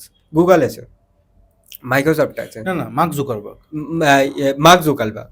তারা বিক্রি করে এটা কি? ফেসবুক কি কোনো রকেট তৈরি করে না, কোনো কিছু তৈরি করে না। আমরা মানলাম অ্যামাজন প্রোডাক্ট বিক্রি করে, তাদের নিজের প্রোডাক্ট আছে, তাদের নিজের একটা ইকোসিস্টেম আছে, কিন্তু ফেসবুক করে এটা কি? ফেসবুকের আয়ের উৎসটা কি? বিজ্ঞাপন। শুধুমাত্র বিজ্ঞাপন নয়, ফেসবুকের আয়ের উৎস হচ্ছে ডেটা। সাবস্ক্রিপশন বা বিজ্ঞাপন ফেসবুকের আয়ের উৎস, কিন্তু সেটা একমাত্র উৎস নয়। তার কারণ ফেসবুক আরও এক জায়গা থেকে রোজগার করে, সেটা হচ্ছে আপনার ডেটা বিক্রি করে। কাকে বিক্রি করে? যে কোনো কোম্পানি, আপনি ডেটা কিনবেন, আপনাকে বিক্রি করবে। একদম মানে আমি ফেসবুকে কি ঘাঁটছি, তার মানে ও সত্যি জানে ওটা। এক্স্যাক্টলি জানে। আপনার পলিটিক্যাল বিলিফ কি, আপনি লাস্ট টাইম কাকে ভোট দিয়েছিলেন, আপনার সেক্সুয়াল ওরিয়েন্টেশন, আপনি বিল্ডিংয়ের কোন ফ্লোরে থাকেন, আপনার হেলথ কন্ডিশন, আপনার রিলিজিয়াস বিলিফ, আপনার পার্সোনাল নাম্বার, আপনার ফোন নাম্বার, আপনার ইমেল নাম্বার। ফেসবুক আপনার থেকে 63 পারমিশন নেয়। আপনার ভয়েস, আপনার মেল, আপনি আপনার সম্বন্ধে যতটা না জানেন তার থেকে বেশি ফেসবুক জানে। বিশ্বাস হচ্ছে না? ঠিক আছে, জানা। প্লে স্টোরে যাও। আমি আমি নেবো। হ্যাঁ, প্লে আমার স্টোর। অ্যান্ড্রয়েডটা দে, না না, অ্যান্ড্রয়েডটা দে। ওটা না, তুমি এটা দেখাবে, আমি বলবো। না, আমি এখানে লাইভ রাখছি। আমি কেন হুম, বলছি লাইভ হুম। রাখছি, আমি প্লে স্টোরে যাই বা এখানে আমার প্লে স্টোরে যদি যাই, প্লে স্টোর, হ্যাঁ প্লে স্টোর, ফেসবুক বা ইনস্টাগ্রাম। ফেসবুকেই যাচ্ছি। ফেসবুক, প্লে স্টোর থেকে ফেসবুক। হ্যাঁ, এই তো হ্যাঁ, ফেসবুক, ওকে ওকে। ফেসবুক। ফেসবুক। নিচের দিকে যাও, সি মোর বলে একটা অপশন আসবে, পেলে। মানে এর ভেতরে ঢুকবো? হ্যাঁ, ফেসবুক। হ্যাঁ, দেখো। ফার্স্ট অফ অল ফেসবুকে এটা গেলাম, যাওয়ার পরে আমরা গেলাম হচ্ছে সি মোরে, রাইট রিভিউ। ও না, ওপেন করলে তো হবে না। এখান থেকে সি মোডটা কোথায়, অ্যাপ সাপোর্ট, এই অ্যাপ সাপোর্ট, অ্যাবাউট, এখান থেকে অনেকটা সময় তো এখানেই নিয়ে নিল। এখান থেকে সি মোড়ে যেতে হবে, আসছে না এখান থেকে। ওপেন ওপেন,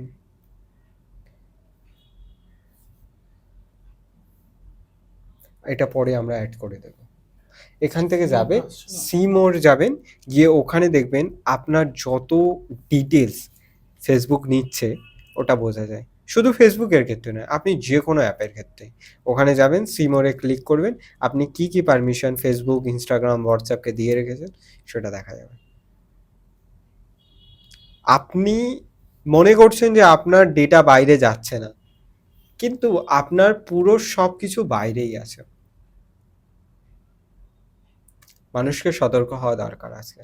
কিছুদিন আগে, আমি জানি না তুমি শুনেছো কিনা সাকিব, এপ্রিল মাস থেকে 8 এপ্রিল নাকি বলছে নাকি মেটা নাকি ইনস্টাগ্রামের সব মেসেজ বা মেসেঞ্জারের সব কিছু মেসেজ পাবলিকালি করে দেবে। এটা শুনেছো তুমি? মেটার অফিসিয়াল মেল থেকে এসছে। না, এটা বড় বড় টেক যারা আছেন আমাদের, হুম, যেখানে গুরুজি আছেন, হুম, টেক থিঙ্কার না কি একটা আছে, হ্যাঁ, নামটা আমি একদম ভুলে যাচ্ছি, সরি একদম। তারা বলছে হুম, যে গুরুজি বলেনি, আমি অন্য একজনের বলছি, যারা এরকম গুরুজির মতো কাজ করছে, যারা টেক হুম, ব্যাপারটা হুম, নিয়ে কথা বলে, ইউটিউবার, ইন্ডিয়ান। হুম। তারা বলছে 8ই মার্চ, 8ই এপ্রিল মনে হয়, থিঙ্ক মনে হচ্ছে, সে আর পর থেকে নাকি সব কিছু নাকি অ্যাভেলেবেল হয়ে যাবে। সব ডেটা সবার জন্য। হ্যাঁ, মেসেজের জন্য যারা যেমনভাবে চাইবে সেটা ইউজ করতে পারবে, সেটা এখনো কিভাবে না হবে না জানি না। না, এর কারণ আছে, তার কারণ আছে। আমাদের দেশে একটা নতুন অ্যাক্ট এসছে, DPDP act, digital personal data act. হ্যাঁ, মনে করুন 2023 সালে তো ওর ঠিক। রুলটা এসছে এবং রুলটা এনফোর্সমেন্ট করা হচ্ছে। সো সেই রুলস এনফোর্সমেন্ট অনুযায়ী হয়তো যে আমার ডেটাটা কোথায় যাচ্ছে, মেসেজের ডেটা না, আমার ডেটাটা কোথায় যাচ্ছে, কিভাবে কাজে লাগানো হচ্ছে, এইটা হয়তো ওপেন করা হবে। আপনার ডেটাটা আপনি কোথায় গিয়েছেন, কিভাবে গিয়েছেন হুম, বা হুম, হুম। কতটা গিয়েছেন সেটা আপনি জানতে পারবেন। তা আমাদেরকে বলছে সব মেসেজ তুমি ডিলিট করে দাও যদি কোনো রকম বাজে মেসেজ কাউকে করে থাকো। আপনি একটা কথা জিনিস মনে করেন, ইন্টারনেটে কোনো জিনিস একবার গেলে সেটা কখনো মোছে না। সেটা কোথাও না কোথাও সার্ভারে থেকেই যায়। আমরা মনে করি যে আমরা আ চ্যাট ডিলিট করলে সেই চ্যাটটা আর দেখা যায় না। কিন্তু যেই মুহূর্তে আপনি আপনার আইপি অ্যাড্রেস দিয়ে লগইন করেন, সেই মুহূর্তে আপনি আপনার ডিজিটাল ফুটপ্রিন্ট ক্রিয়েট করছেন। ডিজিটাল ফুটপ্রিন্ট ক্রিয়েট করলে সেখানে হচ্ছে ইন্টারনেট প্রোটোকল বলে একটা জিনিস আছে, যেরকম কল ডিটেলস দেখা যায়, ওরকম ইন্টারনেট প্রোটোকল বলে একটা জিনিস আছে। ইন্টারনেট প্রোটোকল ডিটেলস, তো সেই অনুযায়ী ইন্টারনেট প্রোটোকল ডিটেলস রেকর্ড, তো সেই অনুযায়ী আপনি কি কখন কার সাথে কানেক্ট হয়েছে, কিভাবে হয়েছে সেটা দিয়ে আপনার দেখা যায়। যেমন মনে করুন আপনি কাউকে কল করলেন, তো সেই কল আপনি ব্ল্যাক লিস্ট করে দিলেন বা আপনার ফোন থেকে করলেন, কিন্তু সেটা আপনার যে অপারেটর থাকে তার হিস্ট্রিতে থাকে।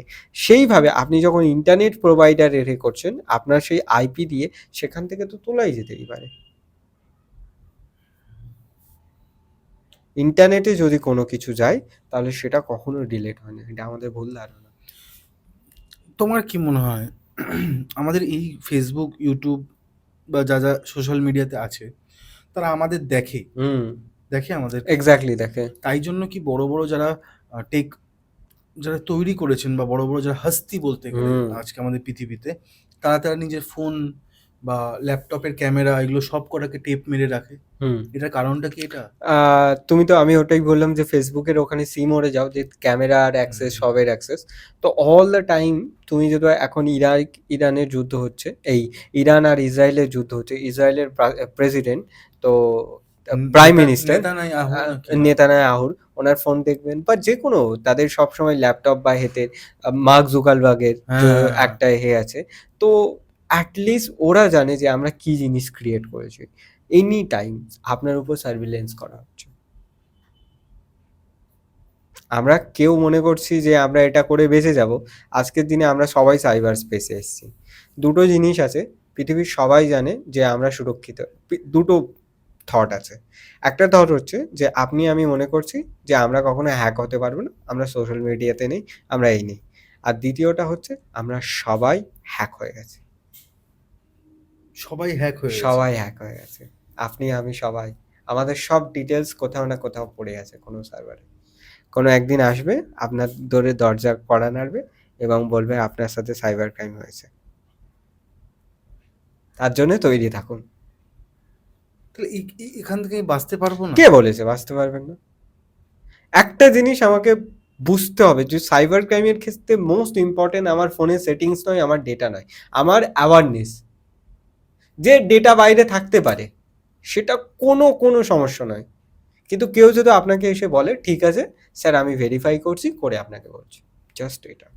কোনো সাইবার ফ্রডস্টার কি করে, প্রথমে আপনাকে ফোন করে, আপনার ডেটাগুলো কালেক্ট করে আপনাকে ফোন করে বলবে ঠিক আছে স্যার, তাকে বলবেন ঠিক আছে I concern with my lawyer, বা ঠিক আছে স্যার আমি একটু পরে ফোন করছি।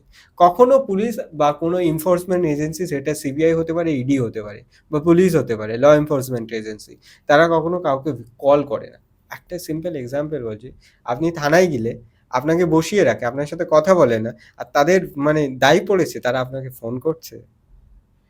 মানুষ যদি এটা ব্যবহার করে যে সে কেন ফোন করবে আমাকে। সাইবার ক্রাইম থেকে বাঁচার একটাই মূল মন্ত্র হচ্ছে, সেটা হচ্ছে অ্যাওয়ারনেস, অ্যাওয়ারনেস আর অ্যাওয়ারনেস।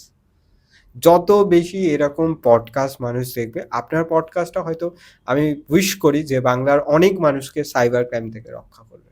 নিশ্চয়ই, মানে আমার মনে হয় এই ব্যাপারটা নিয়ে কিন্তু আমরাই মনে হয় প্রথম একটা পডকাস্ট করছি এত রকম বিষয় নিয়ে, একদম যে যেখানে কেস নিয়ে স্টাডি করছি তার সাথে সাথে আমরা সলিউশনটাও আমরা মানুষকে দিচ্ছি যে আপনারা এটা ভাবে কাজ করবেন।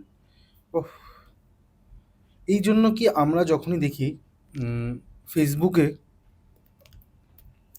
মানে কিছু যদি ভিডিও আমাদের সরাতে হয়, ফেসবুকে খুব তাড়াতাড়ি সরে যায়, ইউটিউবে কিন্তু তাড়াতাড়ি সরে না। এটার কারণটা কি একটু বলবেন? তার কারণ হচ্ছে মেটা হচ্ছে একটা, মেটা অ্যান্ড ইউটিউবকে করে দুটো আলাদা সার্ভার, ওদের পলিসির জন্য এরকম হয়।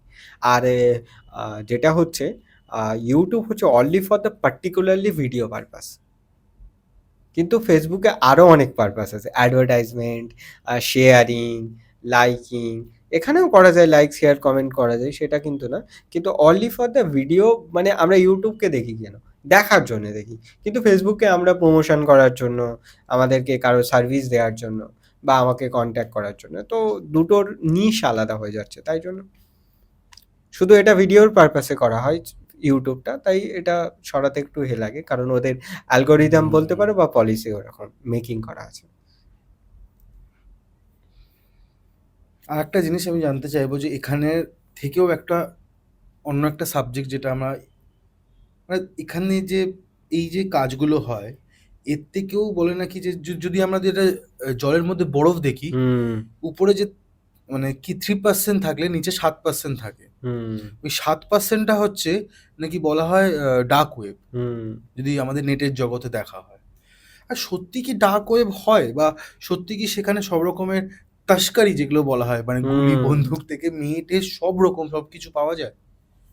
একটা কথা বলছি, অ্যাজ এ সাইবার বলতে পারেন এক্সপার্ট হিসেবে, এটা হয়।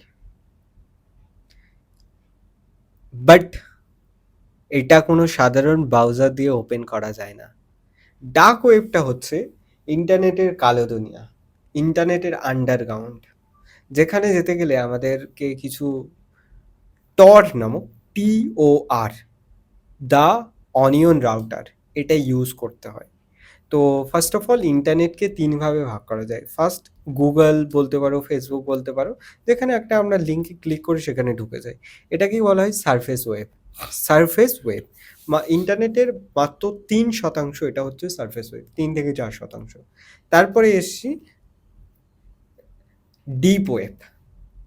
ডিপ ওয়েব হচ্ছে, মনে করো কোনো ব্যাংকিং সিস্টেম, কোনো গভর্নমেন্ট এজেন্সি ব্যাংকিং সিস্টেম, আপনার একটা পার্টিকুলারলি পাসওয়ার্ড লাগবে, যেগুলো হচ্ছে ইনক্রিপ্টেড। ইনক্রিপ্টেড মানে স্পেশাল টাইপ অফ পাসওয়ার্ড বা স্পেশাল কোড দিয়ে অপারেট করতে হবে, যার জন্য একটা আইডি, একটা লগ ইন।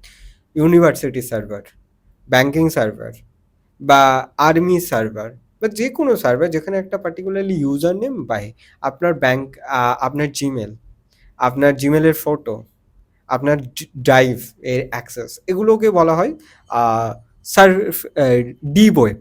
তারপরে আসছে হচ্ছে ইন্টারনেটের প্রায় 7 থেকে 8% আছে ডার্ক ওয়েব। এটা হচ্ছে ইন্টারনেটের কালো দুনিয়া।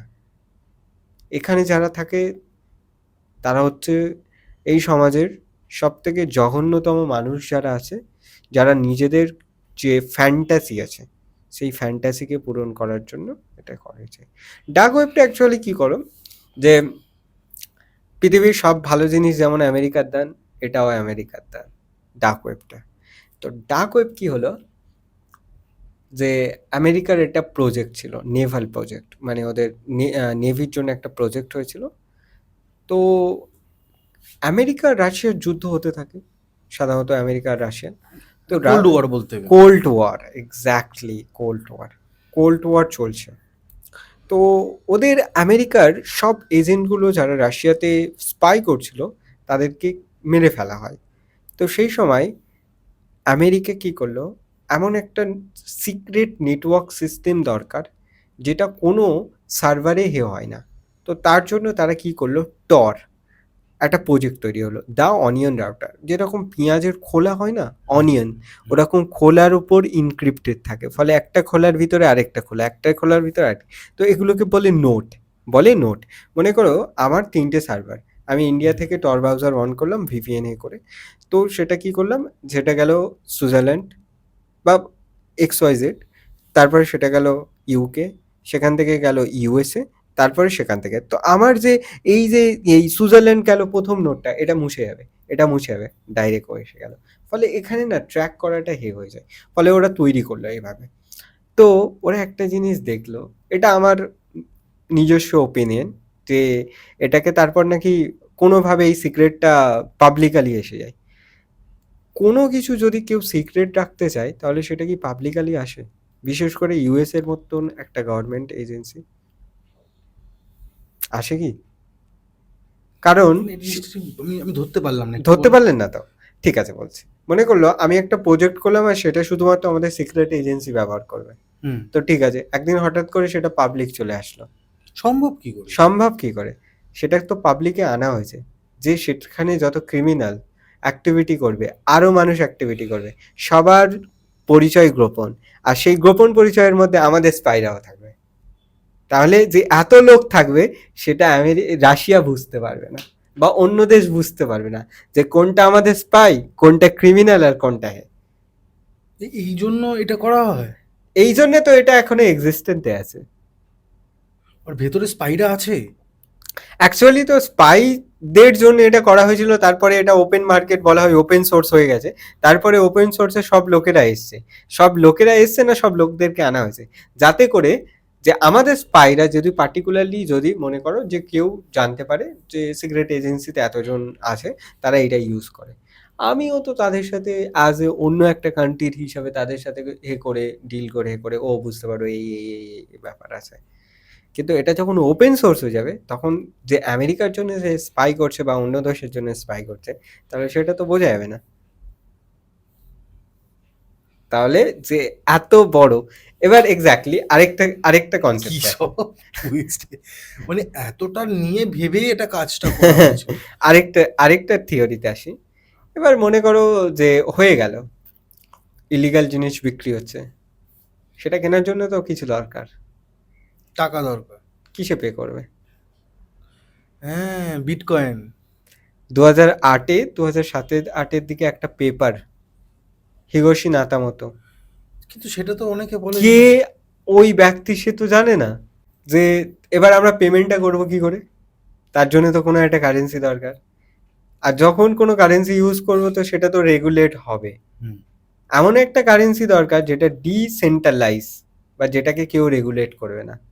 Digital currency, bitcoin. Satoshi Nakamoto বলে একজন ব্যক্তিকে ধরা হয়, কিন্তু সেই ব্যক্তির কোনো এক্সিস্টেন্ট নেই, একটা রিসার্চ পেপার তৈরি হলো, ট্রিলিয়ন্স অফ ইকোনমি তৈরি হয়ে গেল, trillions, not billions, trillions of economy. তাহলে সে তো তার জন্য নোবেল পাবে। আর কেউ যদি কোনো ভালো কাজ করছে বিটকয়েনের মতন, তাহলে সে কখনো নিজের কিন্তু সে কিন্তু ক্লেমও করেছে আমি তৈরি করিনি এটা। উনি কি সাতোশি নাকামোটো?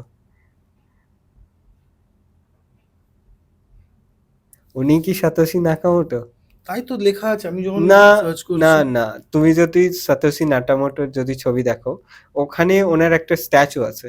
ওই স্ট্যাচুতে একটা মানে একটা জাস্ট টেকনোলজি, সাইফাই এর মতন। হুম।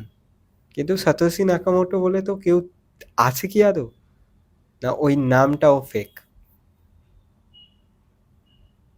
যদি সাতোশি নাকামোটো বলে কেউ থাকতো, তাহলে সে নিশ্চয়ই সামনে আসতো। হ্যাঁ, সে নিশ্চয়ই সামনে আসতো, সে তো সে সেই ক্লেমটা ক্রেডিট নেবেই, নিত। মানে এত বড় একটা জিনিস বানিয়েছি, বিটকয়েন বানিয়েছে, তো সে এত কোটি টাকার একটা বিজনেস চলছে, হ্যাঁ। সে নিজের টাকা নেবে না? তাহলে কোথাও এটা ব্যাক রুম থেকে ফায়ার করা হচ্ছে না, মানে ফাঁসিয়ে দেওয়া হচ্ছে ব্যাপারটা। ফাঁসিয়ে দেওয়া হচ্ছে না। তাহলে এটা এমন একটা জিনিস ক্রিয়েট করতে হবে, ইলিউশন। বিটকয়েন কি ইলিউশন? আদৌ এক্সিস্ট আছে? না। জাস্ট একটা নাম্বার। ব্লক চেন বলে একে, ব্লক চেন। তো বিটকয়েন কি কাজে লাগে? মানে অনলাইনে যদি আমি কিছু কিনতে যাই, সব জায়গায় তো বিটকয়েন এখন না, তখন সময়, তখন তখন কিছু তো না। একসেপ্ট তখন তো করতো মানে না ওই ডার্ক ওয়েবের মধ্যে কিছু কেনাকাটা করতে গেলে আমাকে তখন ওটা মানে ওটা বিটকয়েন। কিনতে হতো, কিনে ওখান থেকে আমি পেমেন্ট করতে হতো। এক্স্যাক্টলি, তাহলে পেমেন্টের জন্য একটা কারেন্সি তো দরকার। তাহলে ডার্ক ওয়েবটা চলবে কি করে? ডার্ক ওয়েব চলার জন্য বিটকয়েন দরকার, আর বিটকয়েন চলার জন্য ডার্ক ওয়েব দরকার। তাহলে যে আমরা বলছি ডার্ক ওয়েবকে হে করছে না কেন? কারণ dark web trillions of economy তৈরি হয়ে গেছে। ওখানে তুমি কি পাবেন না? Guns, hitman, illegal drugs, XYZ। একটা স্টোরি আছে ডার্ক ওয়েব, খুব সুন্দর স্টোরি, সিল্ক রুট স্টোরি। তো রস বলে একজন ছেলে ছিল, 26 ইয়ার্স, মানে 26 বছরের একজন, রস উলগিন বলে। তো 26 বছরের একটা ছেলে, সে সবে শুনছে যে এরকম ডার্ক ওয়েব আছে, তো সেখানে আমরা যা ইচ্ছা পারবো, যা কিছু পারবো বিক্রি করতে পারবো। সে একটু লিবারাল মাইন্ডসেটে ছিল। তো যা কিছু, এবার সে কোডিং জানতো না, তারপর সে আস্তে আস্তে কোডিংটা শিখলো এবং একটা ওয়েবসাইট তৈরি করলো, সিল্ক রুট। সিল্ক রুট মানে প্রাচীন ওই ভারত হয়ে, আফগানিস্তান হয়ে, ইরান হয়ে ইউরোপে যেত। তো তো ওই জায়গাটার নাম নিয়ে সে সিল্ক রুট নামক একটা ওয়েবসাইট করলো। সেই ওয়েবসাইটে সে কি করলো, যত ইলিগাল প্রোডাক্ট আছে সে বিক্রি করতে শুরু করলো। এইভাবেই ডার্ক ওয়েবের সিল্ক রুট হয়ে গেল অ্যামাজন। ডার্ক ওয়েবের অ্যামাজন হচ্ছে সিল্ক রুট। সে, তাকে বলা হয়, এখন এক্সিস্ট করে না, সেটাকে ডাউন করে দেওয়া হয়েছিল কারণ সেখানে কেস হয়ে গেছে। তো তাকে ধরারও একটা ইন্টারেস্টিং স্টোরি আছে। যে মনে করো সে এরকম ডার্ক ওয়েবটা করছে, অ্যাক্সেস করছে। তো একদিন এরকম মানে অ্যামেজিংভাবে সে কি করছে, যে FBI এর নজরে চলে এলো যে এরকম ডার্ক ওয়েব ফুলে ফেপে উঠছে আস্তে আস্তে আস্তে আস্তে আস্তে। তারপরে কি করলো, এফবিআই দেখলো যে এটাকে যদি আটকানো না যায় তাহলে এটা অনেক বড় একটা ম্যাসিভ ব্লান্ডার ক্রিয়েট করতে পারে, বা এটা ন্যাশনাল সিকিউরিটির ক্ষেত্রে থ্রেট। তো এফবিআই কি করলো, তারা কিছু ইনস্টিং পেলো ভিতর থেকে, পাওয়ার পরে এখন কি করলো, কার্ল বলে একজন ছিল, তো ওই রস উডগ্রিনের, তো সে ওই কোডিংটা করেছিল, মানে সে ওই দিকটা দেখতো। তো এফবিআই প্রথমে তার কাছে গেল, গেয়ার পরে তাকে ধরে নিল। নেয়ার পরে এবার কি করলো, রস মনে করলো যে ও বিটকয়েন নিয়ে পালিয়েছে, কিন্তু ওকে এফবিআই ধরেছে। এবং তারপরে কি করলো, রস কি করলো, ওই একজন হিটম্যানকে ধরলো, যে যে আপনাকে আমরা টাকা দেব, আপনি এই কালকে মেরে ফেলেন, কারণ ওর যে কালো কাজ করে তার ইনফরমেশন যদি কোথাও পাস আউট হয়ে যায় তাহলে সে বুঝে যাবে যে এখানে আমি আছি। তো ও নিয়ে ওই যে রস ছিল সে একটা অ্যানোনিমাস নেম দিয়েই করতো, প্যারেট অফ, এক্স্যাক্টলি আমি নেমটা ভুলে যাচ্ছি, রবার্ট প্যারেট এরম কিছু একটা নাম দিয়ে সে অপারেট করতো। করার ফলে সে আস্তে আস্তে কি করলো, ওই ডাক দুনিয়ার বেতাজ বাদশা হয়ে গেল। কিন্তু তার যত সে তার বাড়তে থাকলো, সে আস্তে আস্তে কি করলো, তার মধ্যে ভয় ওর তৈরি হলো যে সে না ধরা পড়ে। তো এইভাবে সে কালকে যখন এফবিআই ধরলো, সেখানে কি করলো, ও একজন হিটম্যানকে হায়ার করলো, সেও এফবিআই এর এজেন্ট ছিল। তো এবার কি করলো, টাকাটা এবার কেওয়াইসি মানে যেই মুহূর্তে সে পাঠালো, সে কি করলো, ওর কালের মুখে রক্ত ছিটে ফিটে দিয়ে একটা ছবি পাঠালো রসকে। তো এটা একটা হয়ে গেল। আর আরেকজন ছিল, সে ছিল হচ্ছে গ্রে বলে একটা লোক। তো গ্রে কি করেছে, যখন 2011-10-এর দিকে সিল্ক রুট প্রথম আসে, তো সেটা তো ডার্ক ওয়েবে থাকবে, সেটা তো সারফেস ওয়েব বা গুগল বা কোনো সার্চ ইঞ্জিনে দেখা যাবে না। না। তো একটা আইডি দিয়ে বারবার সিল্ক রুটকে করা হয়েছে, অলটট। অলটট বলে একটা আইডি দিয়ে, মানে ইনডাইরেক্টলি আমি এখানে গিয়েছি সিল্ক রুটে, আমি এই পেয়েছি, মানে ইনডাইরেক্টলি সে প্রমোশন করতে শুরু করলো। যেই মুহূর্তে করলো, সে গ্রে একটা সার্চ করলো যে অলটট, ওর দেখলো ওখানে কোথাও ওর ইমেলটা লগ ইন ছিল। তো ওই ইমেলটা দেখলো, ওই ইমেলের সাথে ওর লিঙ্কডইনটা লগ ইন ছিল। তো লিঙ্কডইন আর হেতে দেখলো ও যে মানে দুটো পার্সন একই হয়ে যাচ্ছে, তার কারণ রস উজগিন। তো কি হলো, সে যে সরকার বিরোধী যে কাজকর্ম, তাদের সাথে লিবারাল ভাবধারা, যে সরকার কিছুই করতে পারে না, সর্বস্ব স্বাধীনতা দরকার, সর্বত্র ব্যক্তিত্বের বিকাশ দরকার, স্বাধীনতা সবার উপরে। তো এরকম গভর্নমেন্ট এগেনস্ট সে অনেক কোনো পোস্ট, তো সেখান থেকে সে করলো। এবার সে কি করলো, এবার যদি ডার্ক ওয়েব যে আদৌ রস চালাচ্ছে কিনা চালাচ্ছে না, সেখানে এফবিআই একটা সন্দেহ ছিল। কিন্তু যখন ওটা এলো, তখন দেখলো যে ডার্ক ওয়েবের যে ডেটাগুলো রস চালাচ্ছে সেটা কোথাও আইসল্যান্ডের একটা সার্ভারে স্টোর। তো ওখান থেকে ওরা ডেটাগুলো আনলো, কনফার্ম হয়ে গেল যে রস হচ্ছে ওই সিল্ক রুটের মালিক, বা ও অপারেট করে, অ্যাডমিন। তো আস্তে আস্তে এইভাবে একদিন ও গেল লাইব্রেরিতে, লাইব্রেরিতে বসে কাজ করছে। করতে করতে ওরাও খুব অবজার্ভ করেছে যে এই সময়টা ও লাইব্রেরিতে থাকে আর ওকে এইভাবে ধরা যাবে। তো একটা পুরো মানে সিনেমার মতন দৃশ্য ভাবতে পারে, ইমাজিন করতে পারে, যে দুটো হাজব্যান্ড ওয়াইফ কেওয়াস করতে থাকলো, ঝগড়া করতে থাকলো। যেই মুহূর্তে পিছনে দাঁড়িয়েছে, অন্যজন ল্যাপটপটা এরকম হাত দিয়ে সরিয়ে দিয়েছে, অন্যজন ল্যাপটপটা, যদি ওর ল্যাপটপটা বন্ধ হয়ে যেত তাহলে ওকে প্রুফ করা যে ওই হচ্ছে সিল্ক রুটের মালিক তাহলে করা যেত না।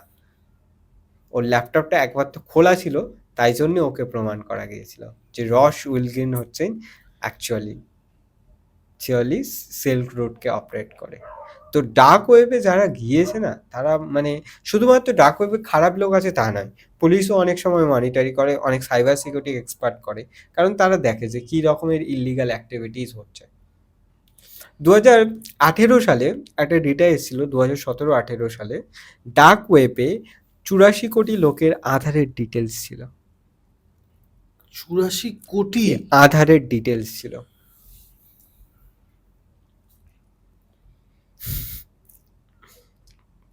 পরবর্তীকালে গভর্নমেন্ট ওটাকে ডিনাই করেন, এবং কিভাবে হয়েছে সেটা, কারণ ব্যাকডোর যদি সাপোর্ট, ব্যাকরুম যদি সাপোর্ট না থাকে তাহলে 84 কোটি ডেটা কোথা থেকে, যাদের আধার যখন প্রথম আসে কিছু ভেন্ডারকে কন্ট্যাক্ট দেওয়া হয়েছিল, ওই ভেন্ডারের থ্রুতে বা আইডিতে ওই 84 কোটি লোকের আইডি গিয়েছিল। তার মানে ওই ডেটাটাও কিনেছে তারা। হ্যাঁ, ডেটাটা 84 লাখ, এই 66 লাখ টাকায় বিক্রি হয়েছে। ডার্ক ওয়েবের একটা ফোরামে ছিল।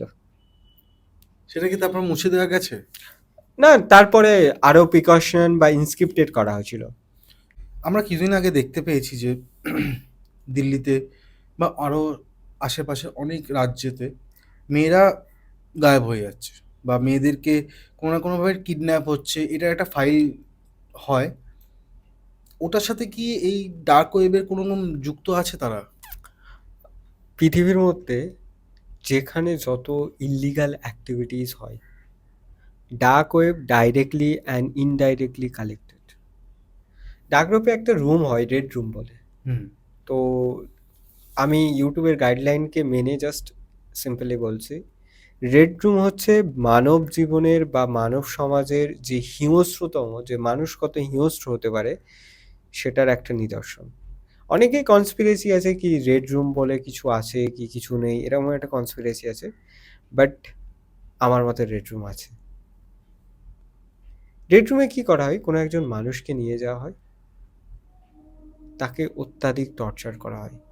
আপনারা যদি গেম খেলেন তখন দেখবেন স্টিম হয়, অনলাইন স্ট্রিম করা হয়, অনলাইন ডাইরেক্ট লাইভ করা হয়। তো মনে করো ওর জন্যে বিটকয়েন পে করতে হয়, কিংবা আপনি যদি ভিডিও রেকর্ডে দেন তখন কম টাকা দিতে হয়, আর যখন লাইভ দেখেন তখন। তো ওখানে কি করা হয় যে আপনি যেভাবে চাইবেন তার উপর টর্চার করতে পারেন। এখানে যারা থাকে তারা হচ্ছে সব সাইকোপ্যাথ। আমরা কিছুদিন আগে স্টিম ফাইন্ডার নাম শুনেছি তো, হুম। যে মানুষ এতটাও কি নৃশংস হতে পারে, নরখাদক বললে ভুল হবে, তার থেকেও নিচে। নরখাদকরা শুধু মানুষকে খায়, আর এই যে ডার্ক ওয়েবে যারা থাকে না, তারা তার থেকেও নিচে। মনে করুন কেউ টাকা দিল, মেয়েটার চোখ বার করে নাও, নাক কেটে দাও, জিভ কেটে দাও, কান কেটে দাও, চামড়া ছাড়িয়ে নাও, নখ ছাড়িয়ে নাও, টুকরো টুকরো করে কাটো। এবার বিট হয়, মেয়েটার কোনো একটা অর্গান আপনাকে অর্ডার করতে হবে, নাই চোখ, নাই হার্ট। আপনি অ্যামাজনে কি অর্ডার করেন? জামা কাপড়, ফোন, ইলেকট্রিক গ্যাজেট। ডার্ক ওয়েবে অর্ডার চলে বডি পার্ট। কোনো একটা বডি পার্ট অর্ডার করলে সেই বডি পার্টটা কেটে দেবে। তো এইভাবে না ইল্লিগাল অ্যাক্টিভিটি ডার্ক ওয়েবে প্রচুর হয়। মনে করো কোনো একটা বাচ্চা, বিশেষ করে বাচ্চা আর মেয়েদের কি যে পায়, কি যে হিংস্রতা, যে আর সেই সব ভিডিওতে ভিউজ দেখলে আপনি পাগল হয়ে যাবেন। আপনার আশেপাশে হয়তো এরকম কোনো সাইকোপ্যাথ ঘুরে বেড়াচ্ছে, আপনি হয়তো জানেন না।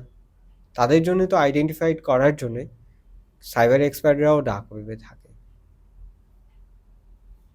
ডার্ক ওয়েবে অ্যাক্সেস করা ইল্লিগাল নয়, কিন্তু ডার্ক ওয়েবে অ্যাক্সেস করে আপনি যদি বা মনে করুন কোনো ড্রাগস বা কোনো হিটম্যান বা কোনো করা, তখন সেটা ইলিগাল এবং পানিশেবল। 7 বছর থেকে 10 বছর পর্যন্ত এবার পানিশমেন্ট এবার আছে। তুমি যে এক্ষুনি বললে যে এখানে আম, নামগুলো আসবে বা স্পাইডার দেখতে পাচ্ছে, নামগুলো তো আসে না ওখানে, ওখানে একটা অ্যানোনিমাস নাম থাকে। অ্যানোনিমাস একটা নাম থাকে বা একটা নাম্বার লগিং এ থাকে। হ্যাঁ, হ্যাঁ। যেমন ডার্ক ওয়েবে কোনো যেমন আমাদের গুগলে যদি সার্চ করো www ডট সামথিং, তো ওখানে কিছুটা ওখানে একটা লিঙ্ক থাকে। At the moment you click link, আপনি তখন চলে গেলেন ওই ফোরামে, আপনাকে লিঙ্ক হয়, ওখানে চ্যাট বক্স হয়। ডার্ক ওয়েবে চ্যাট বক্স হয়, আপনি চ্যাট মনে করবেন আমার ফেক প্যান কার্ড লাগবে, ফেক ডেবিট কার্ড লাগবে, একজন বলবে হে আমার কাছে আছে 100 ক্রিপ্টো বিটকয়েন, এইভাবে। আদার কেসে তুমি বলবে আমার আধার ডিটেলস লাগবে, আমার গান লাগবে, আমার ড্রাগস লাগবে, চ্যাট বক্স থাকে, পুট করবে, যার সাথে যাবে সেইভাবে বাড়িতে চলে আসে এগুলো? এক্স্যাক্টলি আসে। কে নিয়ে আসে এটা? পোস্টাল সার্ভিস আছে, এনোনিমাস সার্ভিস আছে, আসবে কিন্তু। আর এরা পুরোটা ট্রাস্ট বিল্ডিং, ট্রাস্টে চলে পুরোটা। অ্যাট দ্য মোমেন্ট আপনি কাউকে সার্ভিস নিয়েছেন, কারোর কাছ থেকে বিটকয়েন নিয়েছেন এবং তাকে সার্ভিস দেননি, অ্যাট দ্য মোমেন্ট আপনি কারোর কাছ থেকে বিটকয়েন নিয়েছেন, সার্ভিস দেয়নি, আপনাকে পুরো ডার্ক ওয়েব কমিউনিটি ব্যান করবে। আর এটা প্রমাণ হয়েও যাবে? না, কমিউনিটি ব্যান্ড করবে আপনার উপর অ্যাকশন নেবে।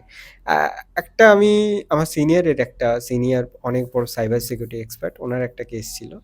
তো এরকম ডার্ক ওয়েব থেকে ওনার একটা ক্লায়েন্টকে মানে একটা মার্ডারের তদন্ত করা হচ্ছিল। তো সেখান থেকে দেখা গেল যে ওখান থেকে হিটম্যান করেছে। তারপরে দেখা যাচ্ছে যে ক্লায়েন্টকে মারা হয়েছে, মারা গেছে। মারা যাওয়ার পরে তো তাদেরকে পে নিয়ে হিটম্যান এবং যে হায়ার করেছিল তাদের মধ্যে সমস্যা হয়েছিল। তারপরে যে হায়ার করেছিল তাকেও মারা দেওয়া হয়েছে, যে হিটম্যান ছিল। তো জাস্ট ওদেরকে একটা ফটো দরকার, কিভাবে মারতে হবে, অ্যাক্সিডেন্ট, পয়জন, শুট, কিভাবে মারতে হবে, শুধু জাস্ট সেটা বলো, টাকা দাও, ব্যাস। ডার্ক ওয়েব এইভাবে চলে। ইউ কান্ট ইম্যাজিন যে আমাদের জানার বাইরেও, আমাদের চলার বাইরেও এরকম একটা পৃথিবী থাকতে পারে। এবার ধরুন আমি একটা বড় কোনো হাস্তির জন্য টাকা দিলাম ডার্ক ওয়েবে, এক্স্যাক্টলি। তাকে মার্ডার করতে হবে, হ্যাঁ, সে করে দেবে? অবশ্যই করে দেবে। এইখানে কি হয়, অনেক সাইবার এক্সপার্ট থাকে, অনেক সাইবার এক্সপার্ট বা হিটম্যান সেজে বসে থাকে। অ্যাট দ্য টাইম আপনি কাউকে মার্ডারের কন্ট্যাক্ট দিলেন, আপনি তো জানেন না ওখানে কে বসেছে, হিটম্যানও থাকতে পারে, নাও থাকতে পারে। তো ওই জন্য সাইবার এক্সপার্টরা থাকে। তো তারা এইভাবেই ওই জিনিসগুলোকে শনাক্ত করে, কারণ কারোর আইডেন্টিটি কিছু জানা যায় না। তাহলে বড় বড় যারা হাস্তি তারা কি নিজস্ব কোনো রকম প্রোটেকশন? অবশ্যই প্রোটেকশন, ওই জন্য তো সাইবার এক্সপার্টরা সবসময় ডার্ক ওয়েব মনিটর করছে। ওই জন্য সবাইকে আমি বলি ডার্ক ওয়েব যাওয়ার আগে কিছু প্রিকশন মেনে বা রুলস বা গাইডলাইন মেনে চলা উচিত। বাট আমি বলবো না কেউ যাও, কারণ ইটস মানে যাও না যাও বললেও তো যাবে, লোক যাবে। কারণ মানুষকে যেটা মানা করা হয় সেটা মানুষ বেশিই করে। তো মানুষ যাবে, কিন্তু কিছু সিকিউরিটি মেজার থাকে, সেগুলো যদি অ্যাজ মেনটেন না করে যাওয়া যায় তাহলে আপনি শিকার হতে পারেন, বা আপনার দ্বারা আপনার আইপি অ্যাড্রেস ইউজ করে কোনো ক্রিমিনাল কোনো অ্যাক্টিভিটিস করলো, তো সেখানে আপনিও ফেঁসে যেতে পারেন। বাপ রে বাপ। সাকির, আমরা একেবারে শেষের দিকে আছি। তোমার যদি কোনো কথা, ডার্ক ওয়েবের কোনো কথা যদি বাকি থেকে থাকে, বা আমরা এর পরের পডকাস্টে এই বিষয় নিয়ে যদি দর্শকরা যদি চায়, সেটা দর্শকরা লিখবে নিচে। আর তুমি যদি কিছু টু বি কন্টিনিউড হিসাবে কোনো টপিক বলে দিয়ে যাও যে আমরা পরের টপিকে এই বিষয় নিয়ে আলোচনা করব, তাহলে তুমি রাখতে পারো। সাপোজলি আমরা একটা জিনিস মিস করে যাচ্ছি দাদা, যেটা হচ্ছে ব্যাংকিং রিলেটেড ফ্রড। হ্যাঁ, এটা আমাদের ডে টু ডে লাইফের সাথে তুমি এটা বলে দাও, একটু বলো এটার ব্যাপারে। প্রচণ্ডভাবে জড়িত। কারণ ব্যাংক অ্যাকাউন্ট নেই, আজকের দিনে এরকম মানুষ খুঁজে পাওয়া দরকার, মানে পাওয়াই যায় না, তাকে এলিয়েন ভাববে। হ্যাঁ, যে ব্যাংক অ্যাকাউন্ট আর ডিজিটাল পেমেন্ট, গুগল পে বা ফোন পে ইউজ না করতে পারে, তো প্রত্যেকটা মানুষের কাছে প্রত্যেকটা মানুষ, ছোট ছোট পান দোকানে, একদম, মানে প্রতিটা মানুষ সবজি বিক্রি করে তার কাছেও আছে অনলাইন। একদম। ডাব কিনতে গেছি আমি আর ভাই, সেখানেও আছে অনলাইন। তো আপনি যখন এই সিস্টেমটার মধ্যে আছেন, তো আপনার জানা দরকার এই সিস্টেমটা কিভাবে চলে। ইন্টারনেট সিস্টেমে আপনি যে কিউআর কোড পে করলেন, তখন কি হলো, আপনার অ্যাকাউন্ট থেকে টাকা চলে গেল অন্যর অ্যাকাউন্ট, একটা আমরা পিন জেনারেট করি সেইভাবে। এখানে একটা ডিসক্লেমার হচ্ছে, সতর্কবাণী বা সতর্ক বার্তা হচ্ছে, ছোট ভাই হিসাবে সবার কাছে অনুরোধ যারা পডকাস্টটা দেখবেন, টাকা দেওয়ার সময় কিউআর এর প্রয়োজন হয়, টাকা নেওয়ার সময় নয়। বুঝাতে পারলাম না? মনে করো আমি আপনাকে টাকা পাঠাবো, তখন আপনার কিউআর স্ক্যান করব। কিন্তু কেউ যদি আমাকে টাকা পাঠায়, মানে আমি যখন টাকা রিসিভ করব, তখন আমার কিউআর পাঠানোর দরকার নেই।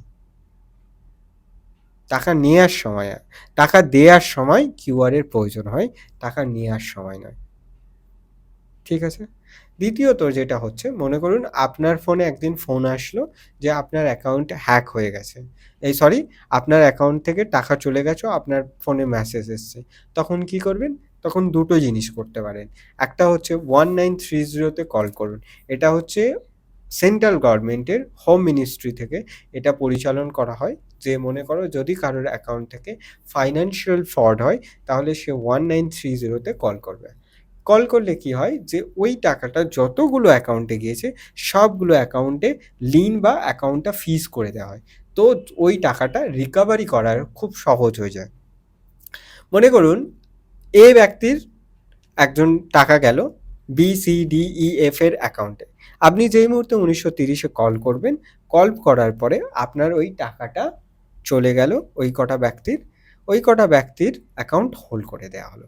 কিন্তু ওর মধ্যে মনে করুন আপনি কোনো একটা দোকান কাউকে কিছু আপনি অ্যাজ এ একজন দোকানদার বা এন্টারপ্রাইজ আপনি কোনো একটা জিনিস কাউকে দিয়েছেন, সার্ভিস হতে পারে বা প্রোডাক্ট হতে পারে, ঠিক আছে? তো যতক্ষণ আপনি কি করলেন, দেওয়ার পরে আপনি অনলাইন পেমেন্ট রিসিভ করলেন, সেই টাকাটা যখন ফ্রড অ্যামাউন্ট হয়ে গেল, আপনার অ্যাকাউন্টটা বন্ধ হয়ে গেল। তো এই মুহূর্তে কি করবেন? এই মুহূর্তেও 1930-তে কল করবেন।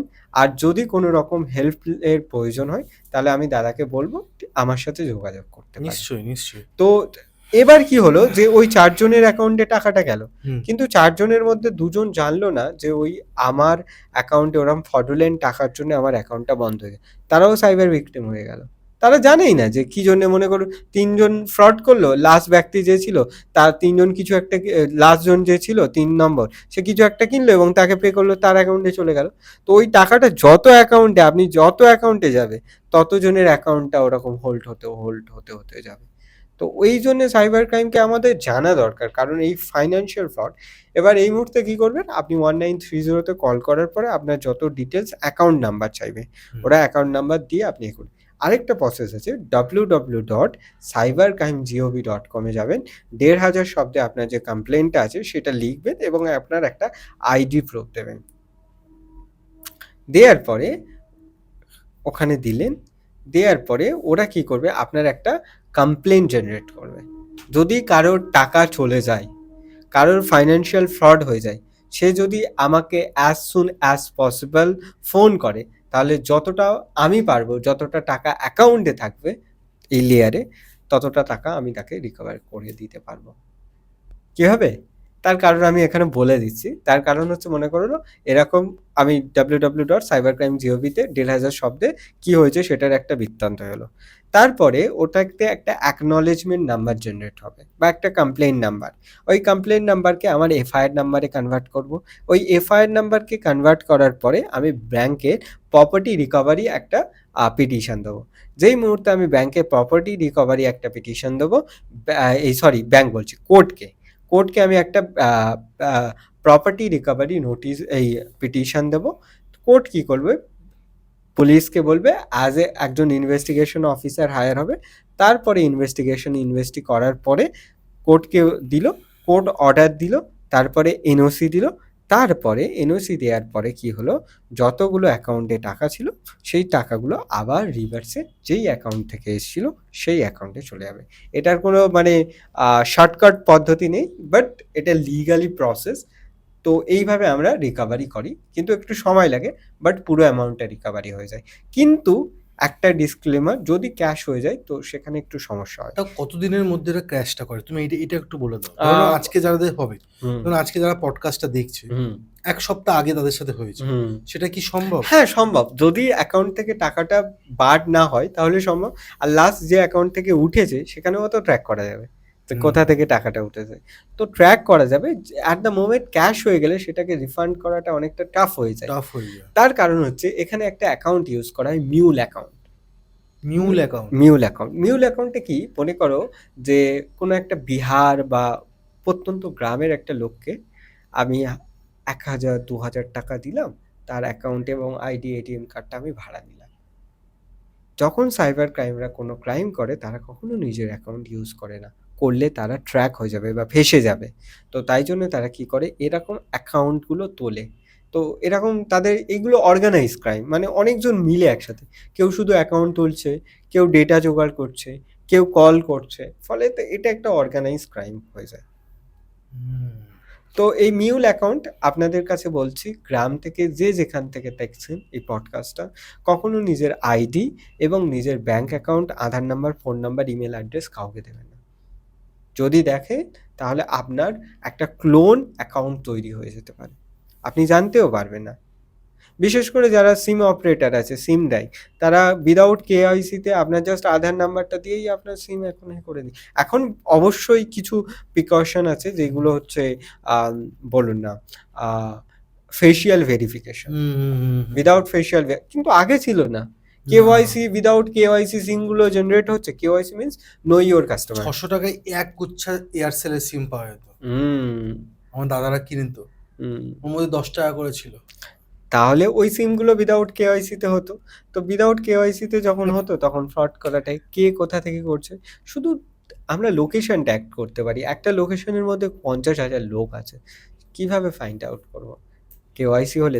আর ম্যাক্সিমাম দেখা যায় যে ফ্রডের সিমগুলো হয় সেগুলো ওই যেইভাবে অ্যাকাউন্ট নেওয়া হয়েছে সেইভাবে সিমগুলোও নেওয়া হয়েছে।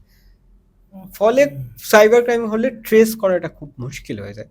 কিন্তু মানি রিকভারি হয়। যদি কারোর ব্যাংক অ্যাকাউন্ট হোল্ড হয়ে যায় বা লিঙ্কড হয়ে যায়, প্লিজ একটা জিনিস বলছি, প্যানিক হবেন না। 1930 তে কল করবেন। আর যদি আপনার ফ্রড হয়ে যায়, মানে আপনার অ্যাকাউন্ট থেকে টাকা গেছে, তার জন্য আপনি ভিকটিম হতে পারে। আপনার অ্যাকাউন্টে টাকা এসছেন, তার জন্যও আপনি ভিকটিম হতে পারেন।